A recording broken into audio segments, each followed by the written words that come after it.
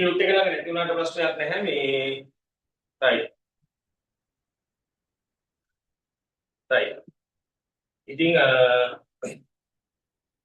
අපි වැඩි කරමු මගේ ගාව ටියුට් එක තියෙනවා මේ රයිට් මම ටියුට් එක මේකේ දාලා තියෙන්නේ හරි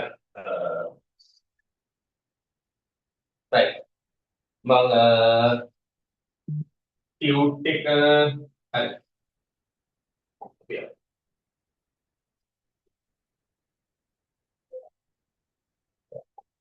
ටියුට් එක ඔයා ගාව තියෙනවනේ හරි ගන්නුනේ නැහැ හවස් මැසේජ් එක දැක්කේ හරි ප්‍රශ්නයක් නැහැ අපි වැඩි කරන්නේ ටියුට් එක අපරද මම මාතෘකාවත් එක්ක වැඩි වැඩ කරගෙන යන්නේ හරි හරි මේ තියෙන ටියුට් එක එතකොට මේකේ මුල දේවල් වල එච්චර එහෙම ලොකු දෙයක් නැහැ අපි මෙහෙම තමයි ටියුට් එක දීලා තියෙන්නේ ටියුට් එකේ අපිට මුලින්ම කතා කරන්න තියෙන්නේ පුතාලා මේ ව්‍යාපාර කියන එක. හරිද? අපිට ටියුට් එකේ කතා කරන්න තියෙන්නේ ව්‍යාපාර කියන එක. රයිට්. මම ඉතින් දෙන්නම්කෝ. හරි. අපි මුලින්ම කතා කරන්නේ ව්‍යාපාර ගැන. හොඳයි. එතකොට මම මාතෘකාව නම් තියෙන්නේ ව්‍යාපාරනේ. මම ඉස්සෙල්ලම කතා කරන්න හැමෝම කතා කරන්නේ ව්‍යාපාරය. හැමෝම කතා කරන්නේ ව්‍යාපාරය. මම කතා කරන්නම් ව්‍යාපාර නොවන දේවල්. හරිද? ව්‍යාපාර නොවන දේවල් ගැන කතා කරාම අපිට ව්‍යාපාර කියන එක අඳුර ගන්න හරි ලේසි. හරිද? right. මොනවද මේ ව්‍යාපාර නොවෙන්නේ? ව්‍යාපාර නොවෙන්නේ වට මම පොඩි උදාහරණයක් කියන්නම්. අපි දෙනවා දන්සලා. දන්සලා කියන්නේ ව්‍යාපාරයක් නෙවෙයි. හරිද? දන්සලා කියන්නේ ව්‍යාපාරයක් නෙවෙයි. එතකොට අපි ගත්තොත් දන්සල පැත්තකින් දියමුකෝ. අපි ගන්නවා මෙහෙම. දන්සල කියන කතාවෙන් පස්සේ මම ගන්නවා ව්‍යාපාරයක් නොවන උදාහරණයක් තමයි මෙන්න මෙහෙම එකක්. හරිද? අපි යනවා ට්‍රිප් එකක්. අපි ට්‍රිප් එක යනකොට මෙන්න මෙහෙම කරනවා. යාළුවෝ පහක් සෙට් වෙලා තමයි ට්‍රිප් එක යන්නේ. යාළුවෝ පහක් සෙට් වෙලා තමයි ට්‍රිප් එක යන්නේ. හරිද? ට්‍රිප් එක ඕගනයිස් කරන්නේ මම. සාමාන්‍යයෙන් ට්‍රිප් එක යන කොස්ට් එක අපි ගණනය කරනවා කියලා 10000යි. රයිට් ට්‍රිප් එක යන කොස්ට් එක මම ගණනය කරනවා 10000යි. මම එක යාළුවෙක්ගේ යාළුවෝ පහයි ඉන්නේ අපි 5 දෙනෙක් නෑනේ. මම එකෙක්ගෙන් 2500 ගාන ඉල්ලනවා. මම එකෙක්ගෙන් රුපියල් 2500 ගාන ඉල්ලනවා. මම එකෙක්ගෙන් රුපියල් 2500 ගාන ඉල්ලුවා. හරිද? රයිට් බැලුවටම කොස්ට් එක 10000යි. මට 5 දෙනාගෙන් හම් වෙනවා 12500ක්. මට මෙතන 2500ක් ලාභයි. 2500ක් ලාභ වුණා. මේක ව්‍යාපාරයක් නෙවෙයි. 2500ක් ලාභ තිබුණා. මේක ව්‍යාපාරයක් නෙවෙයි. දැන් අපි ඔළුවේ තියෙන්නේ ව්‍යාපාර කියන්නේ ලාභ හොයන්නේම කියලානේ. හැබැයි මතක තියාගන්න. ලාභ හෙව්වා. ඒවා මොනව නෙවෙයිද? ව්‍යාපාර නෙවෙයි. කට්ටිය හිතන් ඉන්නවා ලාභ හෙව්වොත් ව්‍යාපාර කියලා. නෑ. ලාභ හෙව්වේ නැති වුණත් සමහර ඒවා මොනව නෙවෙයිද පුතා? ව්‍යාපාර නෙවෙයි. දැන් අපේ මාතෘකාව ව්‍යාපාර. හරි. ඔයා 2027 දරුවෙක්නේ. ඔයා ව්‍යාපාර ඉගෙන ගෙන තියෙනවනේ. right. ඒක නිසා මම මේකට වැඩි පටන් ගන්නම් වෙන. ව්‍යාපාර ගැන දැනගන්නවා නම් ඔයා දැනගන්න ඕන මාතෘකා තුනක් තියෙනවා පුතා. ඔයා දැනගන්න ඕන පළවෙනි එක තමයි ව්‍යාපාරයක් කියන්නේ මොකක්ද? ඒ කියන්නේ ව්‍යාපාරවල නිර්වචනය ඔයා දැනගන්න ඕන. ඔයා ව්‍යාපාරවල නිර්වචනය දැනගන්න ඕන. මම හිතනවා ඔයාට මේක පුළුවන්. ඒ වගේම ඔයා ව්‍යාපාර අඳුනගන්න ව්‍යාපාර ගති ලක්ෂණ දැනගන්න ඕන. ඔයා ව්‍යාපාර අඳුනගන්න ව්‍යාපාර ගති ලක්ෂණ කියන එක දැනගන්න ඕන. හරිද? ඒ විතරක් නෙවෙයි. ඔයා ව්‍යාපාර අඳුනගන්න අනිවාර්යයෙන්ම දැනගන්න ඕන ව්‍යාපාර සංයුතිය. හරිද? සාමාන්‍යයෙන් ඉතින් ක්ලාස් එක පටන් ගත්ත ගමන් ළමයින්ට ව්‍යාපාරවල නිර්වචන දෙනවා. නිර්වචනේ දීපු ගමන් එයා මොකක් කරනවද? නිර්වචනේ හොඳට පාඩම් කරගන්න. පාඩම් කරගත්ත ගමන් ළමයි හිතනවා එයාලට මොනවා පුළුවන් කියලාද? ව්‍යාපාර පුළුවන් කියලා. සාමාන්‍යයෙන් ළමයි මෙන්න මෙහෙමත් හිතනවා. අර ලාභ හොයනවා නම් ඒව ව්‍යාපාර කියලා. මම කිව්වා දන්සල් වලට කොහොමද ලාභ චේතනාවක් නැහැ. දන්සලට ලාභ චේතනාවක් නැති නිසා කොහොමද දන්සල ව්‍යාපාරයක් නෙවෙයි. හරිද? මම ට්‍රිප් එකක් ඕගනයිස් කරා. ඒකේ මට ලාභ තිබුණා. හැබැයි ට්‍රිප් එකක් ඕගනයිස් කරලා ලාභ හෙව්ව කියලා. ඒක මොකක් නෙවෙයිද පුතා? ව්‍යාපාරයක් නෙවෙයි. හරිද? ඒක නිසා ව්‍යාපාර කියන්නේ වෙනමම කතාවක්.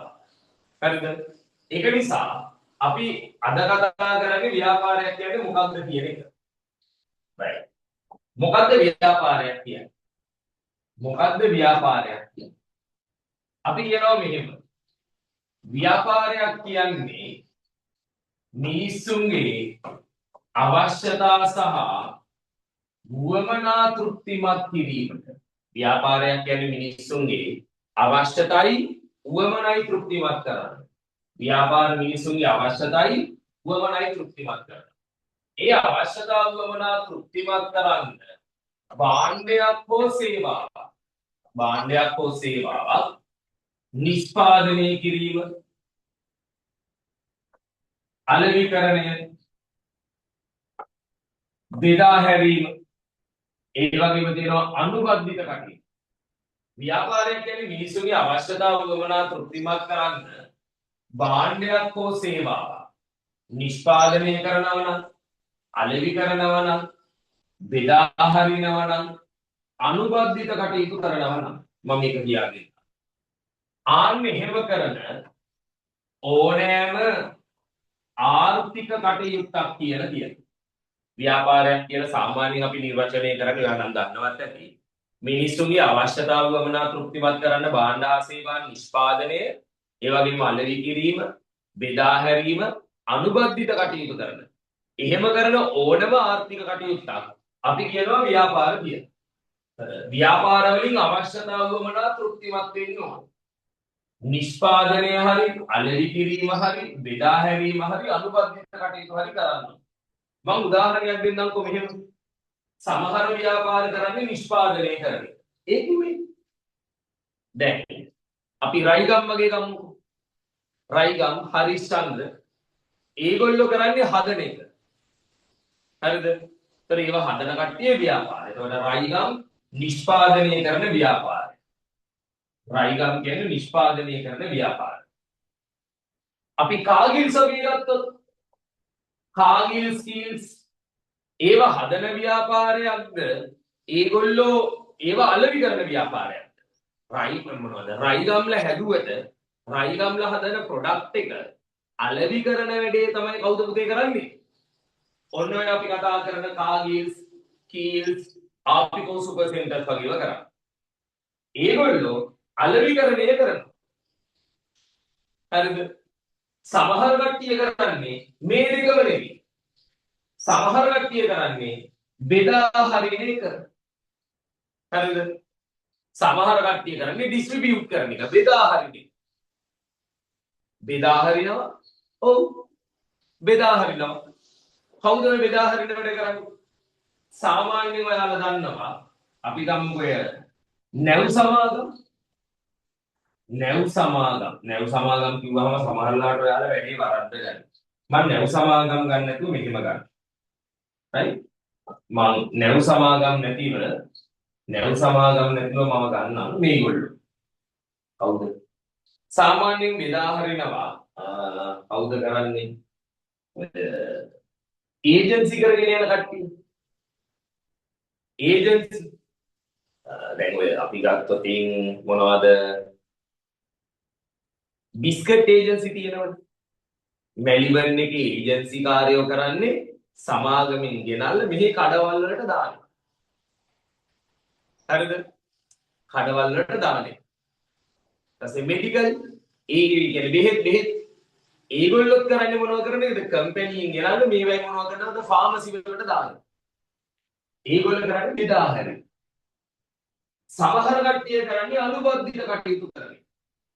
ඒ කියන්නේ දැන් හිතන්නකෝ අපි ඉන්දියාවෙන් ලංකාවට පරිප්පු ගේනවා කියලා. අපි ඉන්දියාවෙන් ලංකාවට පරිප්පු ගේනකොට ගේන්නේ නැවේනේ. නැවේ ගේන්නේ. ගේනකොට මේ නැව ගිලුණොත් පරිප්පු ගෙන්නන කෙනාට පාඩුයි. ඒක නිසා පරිප්පු ගෙන්නන කෙනා පරිප්පු ගේනකොට රක්ෂණය කරනවා. මොනවා කරනවද පුතා? රක්ෂණය කරනවා. හරිද? රක්ෂණය කරනවා. එතකොට ඒ රක්ෂණය කරනවා කියලා කියන්නේ අනුබද්ධිත කටයුත්තක්. රක්ෂණය කිරීම කියලා කියන්නේ අනුබද්ධිත කටයුත්තක්. එතකොට ව්‍යාපාර කිව්වහම මිනිස්සුන්ගේ අවශ්‍යතාව වමනා තෘප්තිමත් කරන්න ඕන. ඒ තෘප්තිමත් කරන්න සමහර ව්‍යාපාර හදනවා. සමහර ව්‍යාපාර අලෙවි කරනවා.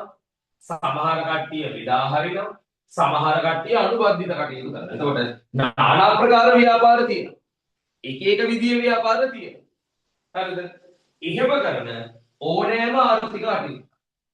ආර්ථික කටයුත්තක් කියලා කියන්නේ පුතා හිඟ සම්පත් පාවිච්චි කරන නිසා. මේ හැම ව්‍යාපාරයක්ම පාවිච්චි කරන්නේ හිඟ සම්පත්. දැන් රයිගම්ලට නූඩල්ස් හදන්න ප්‍රමාණවත් ප්‍රමාණයට සේවකයෝ නැහැ. මේ දවස්වල නම් ඒගොල්ලෝගේ යන්ත්‍ර සමහර ඒවා ඉන්ධන වලින් ක්‍රියාත්මක වෙනවා නම් ඉන්ධනවල ප්‍රශ්නයක් තියෙනවා. QR කරන්නේ තෙල් ගහන්න. ඒගොල්ලෝගේ වාහන වලට තෙල් ගහන්න ප්‍රශ්නයක් තියෙනවා. හරිද? ඒගොල්ලෝට ප්‍රමාණවත් ගබඩා ගොඩ නැගිලි නැහැ. ඒගොල්ලෝට ප්‍රමාණවත් යන්ත්‍රෝපකරණ නැහැ. ප්‍රමාණවත් අමුද්‍රව්‍ය නැහැ.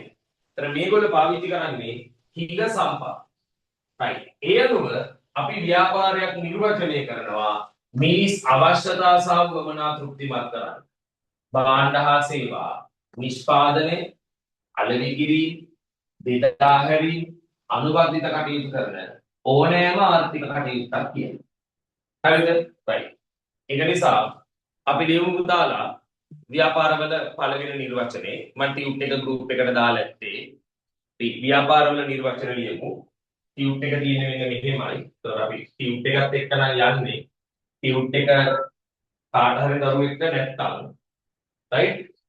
ටියුට් එක කාට හරි දරුවෙක් නැත්තම් අපි ටියුට් එක මෙන්න මෙහෙමයි දීලා ඇත්තේ. අපි මෙන්න මෙතන ඉන්නේ තාම ව්‍යාපාර පටන් ගන්න තැන. මම නිර්වචනයේ ඉවසා රෙකෝඩින් දාලා තියෙන්නේ. පහුවෙලා ආපු දරුවෝ කාටු හරි ඉන්නවා නම් රෙකෝඩින් එක මම ගෲප් එකට දාන්නම් බලන්න පුළුවන්. හරිද? right. අපි යමු ව්‍යාපාර. ලියන්නකො ව්‍යාපාර වල නිර්වචනය. මිනිස් අවශ්‍යතා සහ වමනා තෘප්තිමත් කිරීමට මිනිස් අවශ්‍යතා සහ වමනා තෘප්තිමත් කිරීමට මිනිස් අවශ්‍යතා සහ වමනා තෘප්තිමත් කිරීමට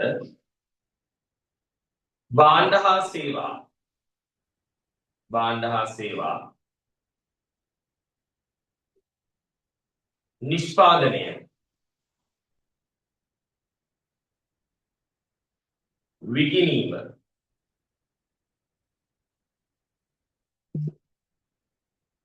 නිෂ්පාදනය විකිණීම බෙදා හැරීම හා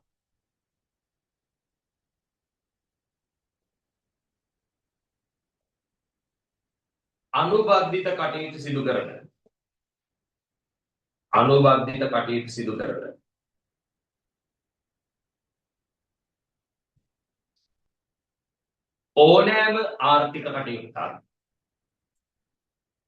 ඕනෑම ආර්ථික කටයුත්තක්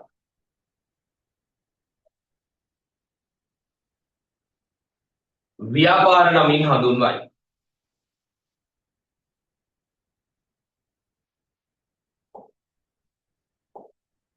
හැබැයි මතක තියාගන්න යාළුවා right මතක තියාගන්න ඔයා ව්‍යාපාරවල නිර්වචනය විතරක් බලාගත්තට මදි.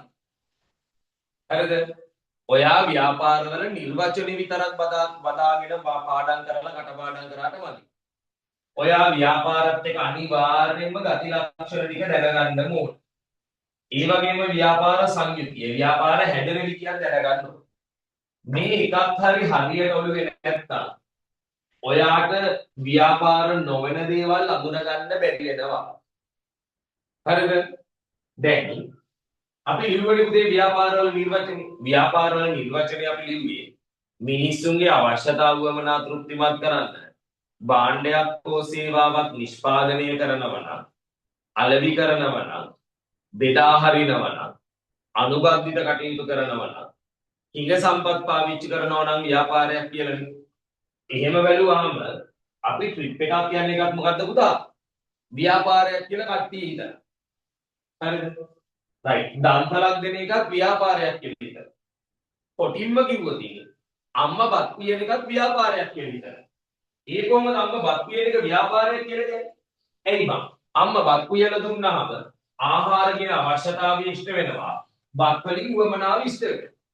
අම්මා බත් කියනකොට කෑම හදනකොට නිෂ්පාදනයක් වෙනවා. ව්‍යාපාරයක් වෙන මේ හැමදේම කරන්න ඕනද එකයිද කරන්න ඕන? එකයි. ඒතර අම්මා බත් කියනකොට නිෂ්පාදනයක් වෙනවා. හරි.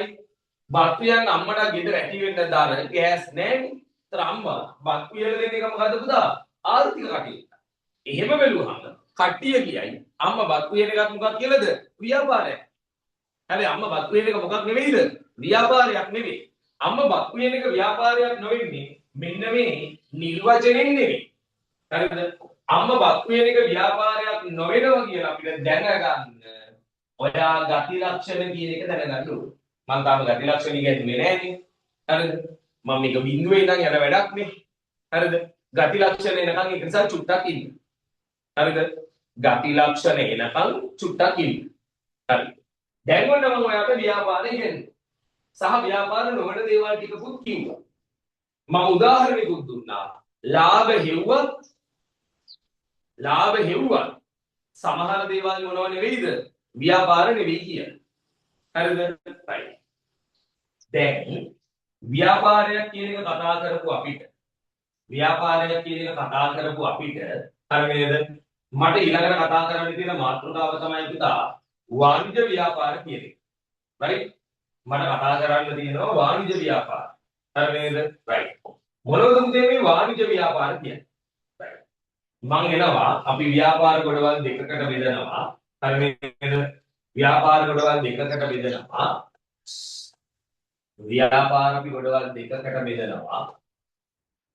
එකක් වාණිජ්‍ය ව්‍යාපාර. අනිත් එක වාණිජ්‍ය නොවන ව්‍යාපාර.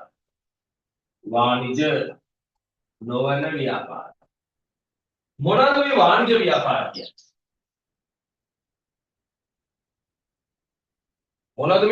ව්‍යාපාර කියන්නේ? හරිම සිම්පල්. ලොකු දෙයක් නෑ. මොනවා හරි ව්‍යාපාරයක් ක්‍රියාත්මක වෙන්නේ ලාභීපීමේ චේතනාවෙන් නම් අපි ඒවට කියන්නේ වාණිජ්‍ය ව්‍යාපාර කියලා. ඒතකොට වාණිජ්‍ය ව්‍යාපාර කියලා කියන්නේ ලාභ අපේක්ෂාවෙන් කටයුතු කරන එක. එතකොට ලාභ අපේක්ෂාවෙන් කටයුතු කරන. ඒතකොට වාණිජ්‍ය නොවන ව්‍යාපාර කියන්නේ ලාභ අපේක්ෂාවක් නැත්නම් අන් ඒවට අපි කියනවා පුතාලා වාණිජ්‍ය නොවන ව්‍යාපාර කියලා.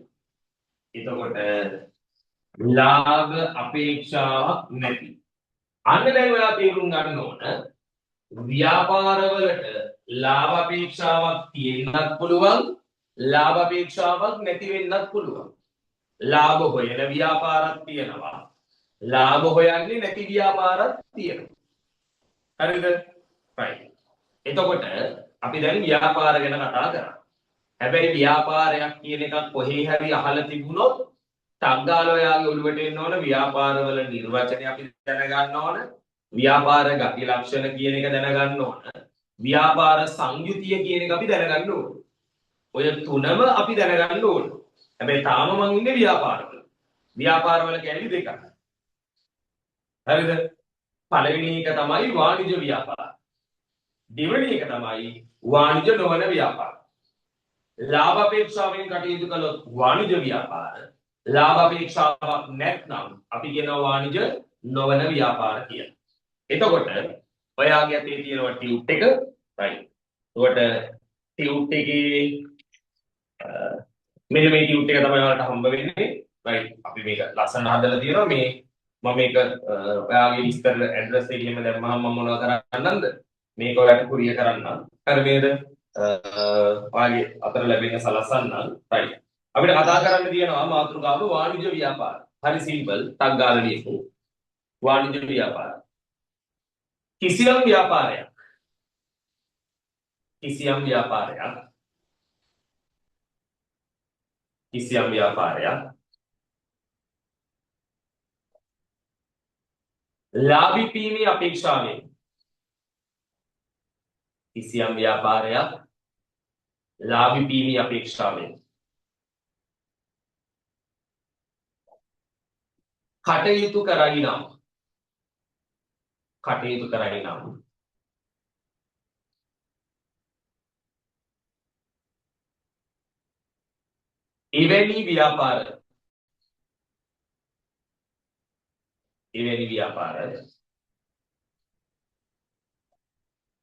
එවැනි ව්‍යාපාර වාණිජ්‍ය ව්‍යාපාර ලෙස හඳුන්වයි. කිසියම් ව්‍යාපාරයක් ලාභී වීමේ අපේක්ෂාවෙන් කටයුතු කරයි නම් එවැනි ව්‍යාපාර වාණිජ්‍ය ව්‍යාපාර ලෙස හඳුන්වයි. මම මේ කතා කරන්නේ වාණිජ්‍ය ව්‍යාපාර ගැන. වාණිජ්‍ය ව්‍යාපාර කාටද පුතා අයිති වෙන්නේ? ඔය ලාභ අපේක්ෂාවෙන් කටයුතු කරන ඒවා වැඩිපුර අයිති වෙන්නේ ආණ්ඩුවටද පෞද්ගලික අංශයටද? වාණිජ්‍ය ව්‍යාපාර ගොඩක් අයිති වෙන්නේ ආණ්ඩුවටද පෞද්ගලික අංශයටද? ලාභී වීමේ චේතනාවෙන් කටයුතු කරන ව්‍යාපාර කවුරු තියාගෙන ඉන්නේ නැද්ද පුතා? ලාභී වීමේ චේතනාවෙන් කටයුතු කරන ව්‍යාපාර කවුරු තියාගෙන ඉන්නේ නැද්ද? වැඩිපුර කරගෙන යන්නේ පෞද්ගලික අංශය. රජයට තියෙන්නේ වැඩිපුරම ලාභ චේතනාවද සුභ සාධන චේතනාවද? සුභ සාධන. ඒගොල්ලොන්ට මොනව හොයන්න ඕනේ නැද්ද? ලාභ හොයන්න ඕන නැහැ. ඒක නිසා වාණිජ්‍ය ව්‍යාපාර බොහොමයක් පෞද්ගලික අංශයට අයත් වේ. right. වාණිජ්‍ය ව්‍යාපාර බොහොමයක් පෞද්ගලික අංශයට අයත් වේ කියලා තමයි දාලා තියෙන්නේ. එතකොට මේක highlight කරගන්න ඕන. වාණිජ්‍ය ව්‍යාපාර පෞද්ගලික අංශයට අයත් වේ. වාණිජ්‍ය ව්‍යාපාර වලට උදාහරණ මොනවද? වාණිජ්‍ය ව්‍යාපාර වලට උදාහරණ අපිට වාණිජ්‍ය ව්‍යාපාර වලට උදාහරණ විදියට ගන්න පුළුවන්. ටියුට් එක මම දාලා තියෙන්නේ. හරිද? ගෲප් එකේ තියෙනවානේ. වාණිජ්‍ය ව්‍යාපාර වලට උදාහරණ. මේක නම් තියෙනවා වාණිජ්‍ය ව්‍යාපාරට උදාහරණ. මොනවද දීලා තියෙන්නේ? සිල්ලර වෙළඳසැල්. මහජන බැංකුව ලංකා බැංකුව වාණිජ්‍ය උනත් අපි කියලා තියෙන්නේ පෞද්ගලික අංශයට අයිති වෙනවා කියලානේ.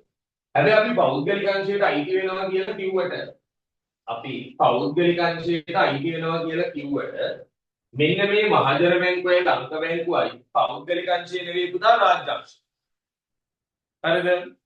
right. එතකොට සිල්ලර සහ තොග වෙළඳසැල් කොහොමත් වාණිජ්‍ය ව්‍යාපාර වෙන්නේ. අපිට ගන්න පුළුවන් පෞද්ගලික රෝහල්. එතකොට අපිට ගන්න පුළුවන් පෞද්ගලික පාසල්. පෞද්ගලික රෝහල්, පෞද්ගලික පාසල්. හොඳයි.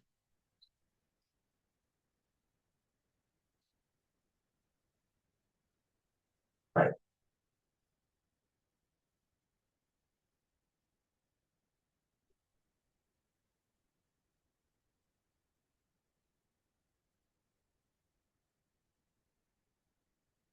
හොඳයි. ඊළඟට තියෙනවා පුතා මාතෘකාවක්. මොකද ඊළඟට තියෙන මාතෘකාව? ඊළඟට තියෙන මාතෘකාව තමයි වාණිජ්‍ය ව්‍යාපාරයකට ලාභය වැදගත් වීමට හේතු. හොඳයි. දැන් එතකොට අපි ව්‍යාපාරයක් කියන්නේ මොකද්ද කියලා කතා කරා. ව්‍යාපාර වල කොටස් දෙකක් තියෙනවා වාණිජ්‍ය ව්‍යාපාරය වාණිජ්‍ය නොවන ව්‍යාපාරය. දැන් මම කතා කරනවා වාණිජ්‍ය ව්‍යාපාරයකට මොකක්ද වැදගත් වෙන්නේ හේතුද? ලාභ වැදගත් වෙන්න හේතු. right. වාණිජ්‍ය ව්‍යාපාරයකට ලාභ වැදගත් වෙන්න හේතු. මෙන්න තියෙනවා වාණිජ්‍ය ව්‍යාපාර. මෙන්න තියෙනවා වාණිජ්‍ය නොවන ව්‍යාපාර. මෙන්න මේ වාණිජ්‍ය ව්‍යාපාරයකට ලාභය වැදගත් වෙන්න හේතු. මොනවද මේ වාණිජ්‍ය ව්‍යාපාරවලට මොකටද පුතා ලාභ? වාණිජ්‍ය ව්‍යාපාරයක මොකටද ලාභ? මොකටද පුතා ලාභ? ලාභ වලින් මොකද කරන්නේ?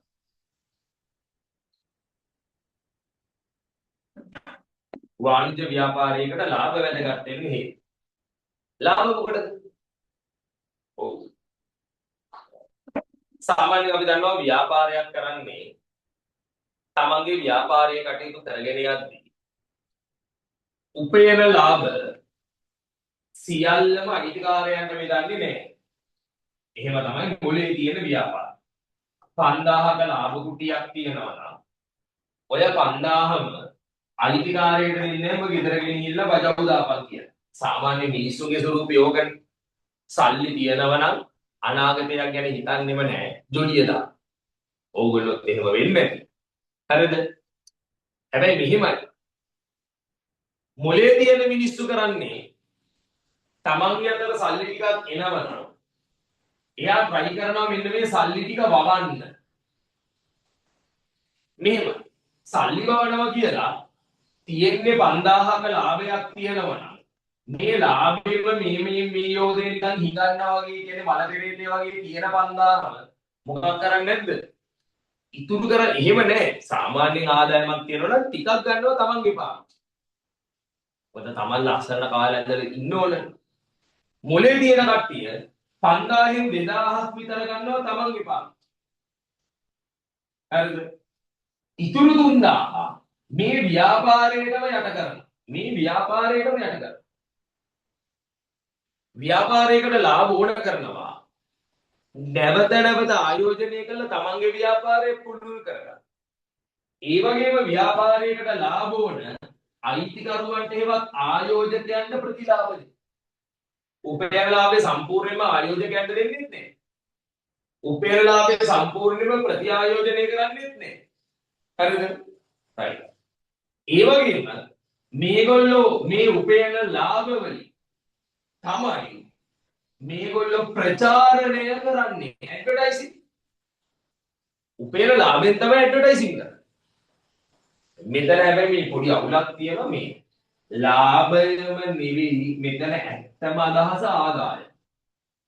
හරිද? මෙතන මේ වාණිජ ව්‍යාපාරයකට ලාභ වැටගත් වීමට හේතු කියලා කිව්වට මෙතන මේ ලාභය නෙවෙයි මේකේ ඇත්තම අදහස ආදායම සල්ලි. මේගොල්ලෝ කීයක් හරි සල්ලි හොයන. මේගොල්ලෝ සල්ලි හොයනවා ප්‍රචාරණ වැඩවලට. නැවත නැවත ආයෝජනය කරන මෙයාලගේ ව්‍යාපාරය පුළුල් කරගන්න. ව්‍යාපාරයට සල්ලි යට කරගෙවුන්ට නැවත ප්‍රති මොනවා හරි ගාණක් දෙන්න බෑ. නැත්තම් ඒගොල්ලෝ ජීවිතේට ව්‍යාපාරයට තවත් මුදල් දෙන්නේ නැහැ. අලියමු මම දැනන කරුණු තුනක් කිව්වනේ. වාණිජ ව්‍යාපාරයකට ලාභ වැදගත් වෙන්න හේතු. 1. ප්‍රති ආයෝජනය කරමින්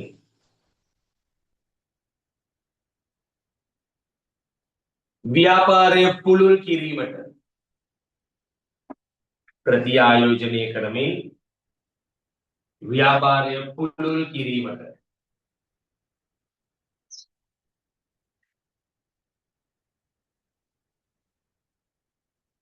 ප්‍රති ආයෝජනය කරමින් ව්‍යාපාරය පුළුල් කිරීමට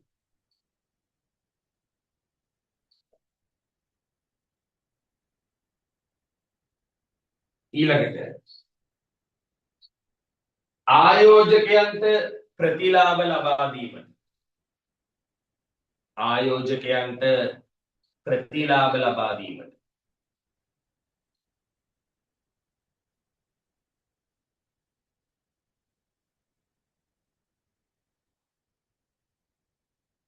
ප්‍රචාරණ වියදම් එහෙම නැත්නම් ප්‍රචාරණ හා ප්‍රවර්ධන කටයුතු වෙනුවෙන් මේ දෙක ප්‍රචාරණයයි ප්‍රවර්ධනය කියන්නේ දෙකක්.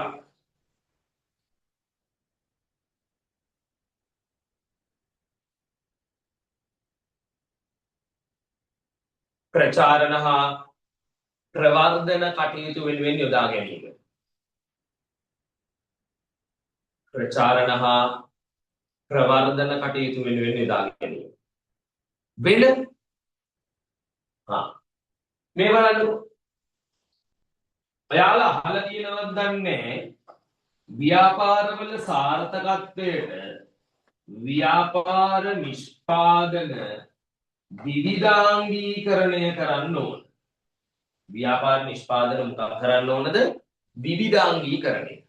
කියන්නේ එක ප්‍රොඩක්ට් එකක් දෙන්නේ නැතිව එක එක විදිහේ ප්‍රොඩක්ට් ගොඩක් දෙන්න ඕන. මම උදාහරණයක් කියන්නම්කෝ මෙහෙම. අපි ෂැම්පු ගන්නවා. එක කෙල්ලකින් ඇහුවා මොනවද ගන්න ෂැම්පු කියලා කිව්වම ඒක කියයි සර් අපි ගන්නේ ලයිෆ් බෝයි. තව කෙල්ලෙක් ඇහුවාම ඒක කියයි සර් මම ගන්නේ සන්සිල්ක්. රයිට්? තව කෙල්ලකින් ඇහුවාම කියයි නෑ නෑ සර් මම ගන්නේ ඩව්. හැබැයි ඔය තුනම කාගේද? ඔය තුනම කාගේද? ඔය තුනම යුනිවර්ස්ලගේ. මම දන්න විදියට යුනිවර්ස්ල. ඩව් කියන එකත් මම දන්න තරමින් යුනිවර්ස්ල. ආයි කතා දෙකක් නැහැ. සන්සිල්ක් එකයි ලයිෆ් බෝයි එකයි දෙකම යුනිවර්ස්ල. මම ෂැම්පු ගන්න මට වික කොණ්ඩයක් නැහැනේ. හරිද? මට ඉතින් මට ෂැම්පු ගන්න උවමනාවක් නැහැ. සමහර චුට්ටක් ගාලා නාගත්තා. එතකොට දැන් ආයතනයකට බලාපොරොත්තු වෙන එක ප්‍රොඩක්ට් එකක් නැතිව නිෂ්පාදිත වර්ග කීපයක් හදන්න. අපි ඔකට කියනවා නිෂ්පාදිත විවිධාංගීකරණය කියලා. නිෂ්පාදිත විවිධාංගීකරණය කරන්න නිකම් බෑ. අපි මොනවා හරි එකක් මාකට් එකට හදලා දානවා නම් අපි ඒක ගැන පර්යේෂණ කරන්න ඕනේ. අත්හදා බැලීම් ටිකක් තියෙනවා. අපි ඔකට කියනවා රිසර්ච් ඇන්ඩ් ඩෙවලොප්මන්ට්. පර්යේෂණ හා සංවර්ධන කියලා. ව්‍යාපාරයකට පුතා ලාභ ඕන අලුත් දේවල් හොයාගන්න. අපි ඔකට කියනවා පර්යේෂණ හා සංවර්ධන කටයුතු කියලා. අන්න එහෙනම් ලාභ වැදගත් වෙන හතරවෙනි හේතුව. මම හිතන්නේ හතරවෙනි හේතුව. පර්යේෂණ හා සංවර්ධන කටයුතු වෙනුවෙන් යෙදවීමට. පර්යේෂණ හා සංවර්ධන කටයුතු වෙනුවෙන් යෙදවීම.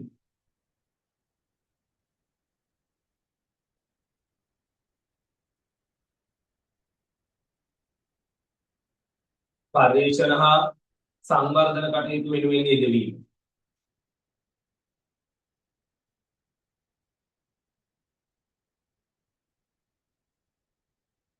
හැම ව්‍යාපාරයකටම තියෙනවා පුතා දෛනික වියදම් ටික. ලයිට් බිල් ගෙවන්න, වතුර බිල් ටික ගෙවන්න, දිනපතා වැඩ කරන සේවකයන්ගේ පොඩි පඩි ටිකක් තියෙනවා ගෙවන්න. ඕකට අපි කියනවා දෛනික වියදම් කියලා. ඕකට අපි කියන්නේ මොනවද කියලාද පුතා? දෛනික වියදම්. ඒතර ව්‍යාපාරයකට ලාභ ඕන ඉදිරියදා වියදම් ටික. එහෙම නැත්නම් දෛනික වියදම් ටික පියවන්න. ලියන්න. දෛනික වියදම් පියවීමට.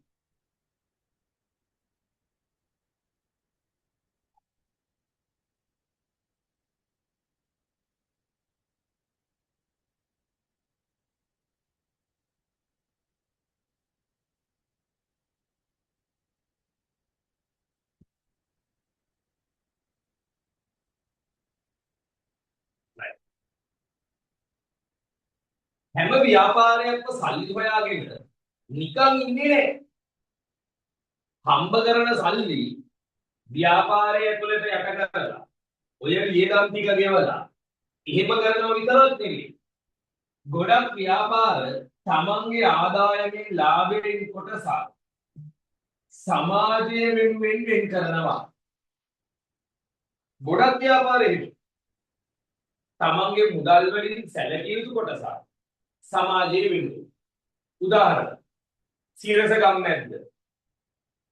මනුසක් දෙරද? ඕවට මේගොල්ලෝ මුදල් වෙන් කරනවා.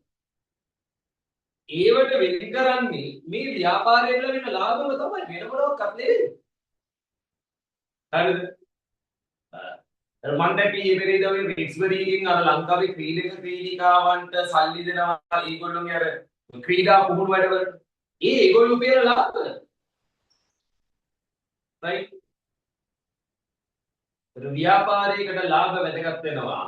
සමාජ වගකීම එහෙම නැත්නම් සමාජ සුභ සාධන කටයුතු වෙනුවෙන් යොදවන්න. ඉතින් මම හිතන්නේ අන්තිම කරුණ 1 2 3 4යි 6 මේ 6 වෙනි කරුණ. සමාජ සුභ සාධන කටයුතු වෙනුවෙන් වෙන් කිරීමට. මේ කාමරයට ඇවිල්ලා අනාථ වෙච්ච කුරුල්ලෙක්. ඌ මේ ඇවිල්ලා සද්ද කර ඉන්නවා මම මේ උගන්නන්නේ තැන. එලවන්නත් බෑ පව්. එහෙනම් සද්දයක්. ඔකට තියෙනවා මේ පරණ සිංදුව. දමිත සංග කියලා. අහලා තියෙනවද දන්නේ නැහැ.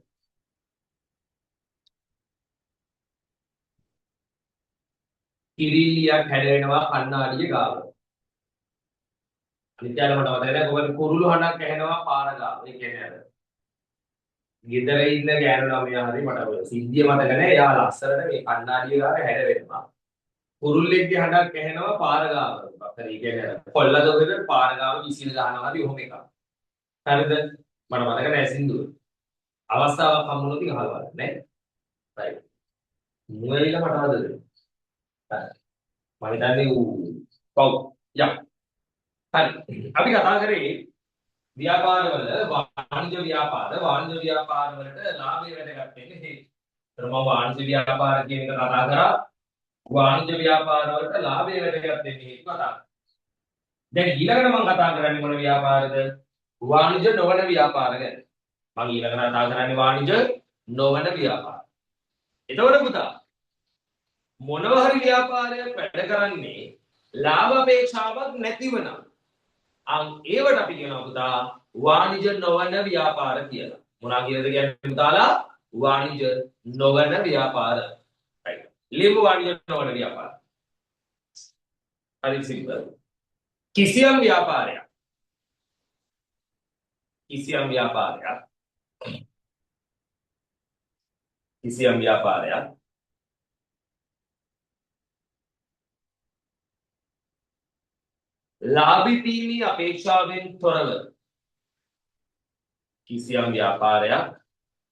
ලාභීපීමේ අපේක්ෂාවෙන් තොරව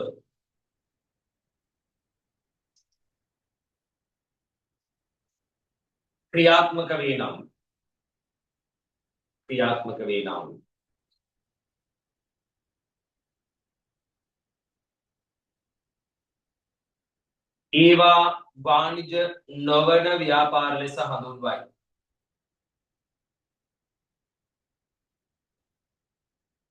ඒවා වාණිජ නොවන ව්‍යාපාර ලෙස හඳුන්වයි.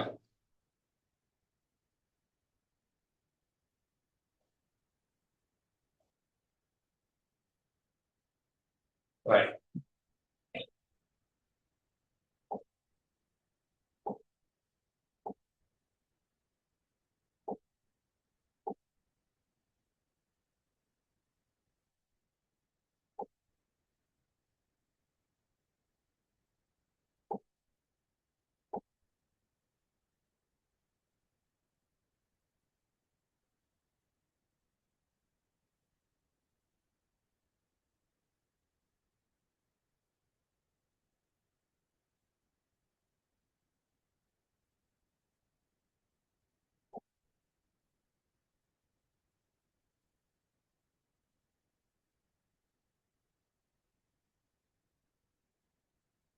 හරි.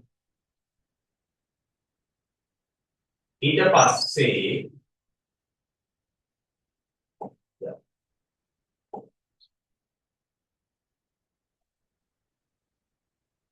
අපි කතා කරේ වාණිජ්‍ය නොවන ව්‍යාපාර ගැනනේ. පොඩි පේලියක් තියෙනවා. මොකද උදාහරණ දෙන්න පොඩි පේලිය. වාණිජ්‍ය නොවන ව්‍යාපාර බොහොමයක් අයිති වන්නේ රජයට වේ. එවිටය පොදු ව්‍යවසාය ලෙස හඳුන්වයි. දැන් අපි ලියන්න ඕන වාණිජ්‍ය නොවන ව්‍යාපාර වලට උදාහරණ. දැන් මෙතන දාලා තියෙනවා සමූපකාර. සමූපකාර වලට ලාභ චේතනාවක් නැහැ. සමූපකාර රජයට නෙවෙයි හැබැයි සමූපකාර අයිති වෙන්නේ පෞද්ගලික අංශයට. සමූපකාර අයිති වෙන්න නම් පෞද්ගලික අංශයට. right. තව වාණිජ්‍ය නොවන ව්‍යාපාර. right. අපිට ගන්න පුළුවන් ඔය ගොඩක් රාජ්‍ය දෙපාර්තමේන්තු. එන ලාභ අපේක්ෂාවක් නැතිව කටයුතු කරන සෞඛ්‍ය දෙපාර්තමේන්තුව. ලියන්න. ඒක ව්‍යාපාරයක්. සෞඛ්‍ය දෙපාර්තමේන්තුව. වාණිජ්‍ය නොවන ව්‍යාපාර. ඔය ක්‍රීඩා සමාජ මරණාධාර සමිති වගේ සමිති සංවිධාන වලටත් මොන චේතනාවක් නැද්ද පුතා? ලාභී පීමේ චේතනාවක් නැහැ. ඒක නිසා ලියන්න සමිති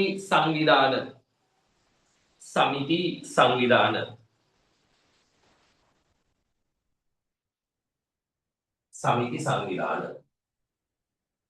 හොඳයි.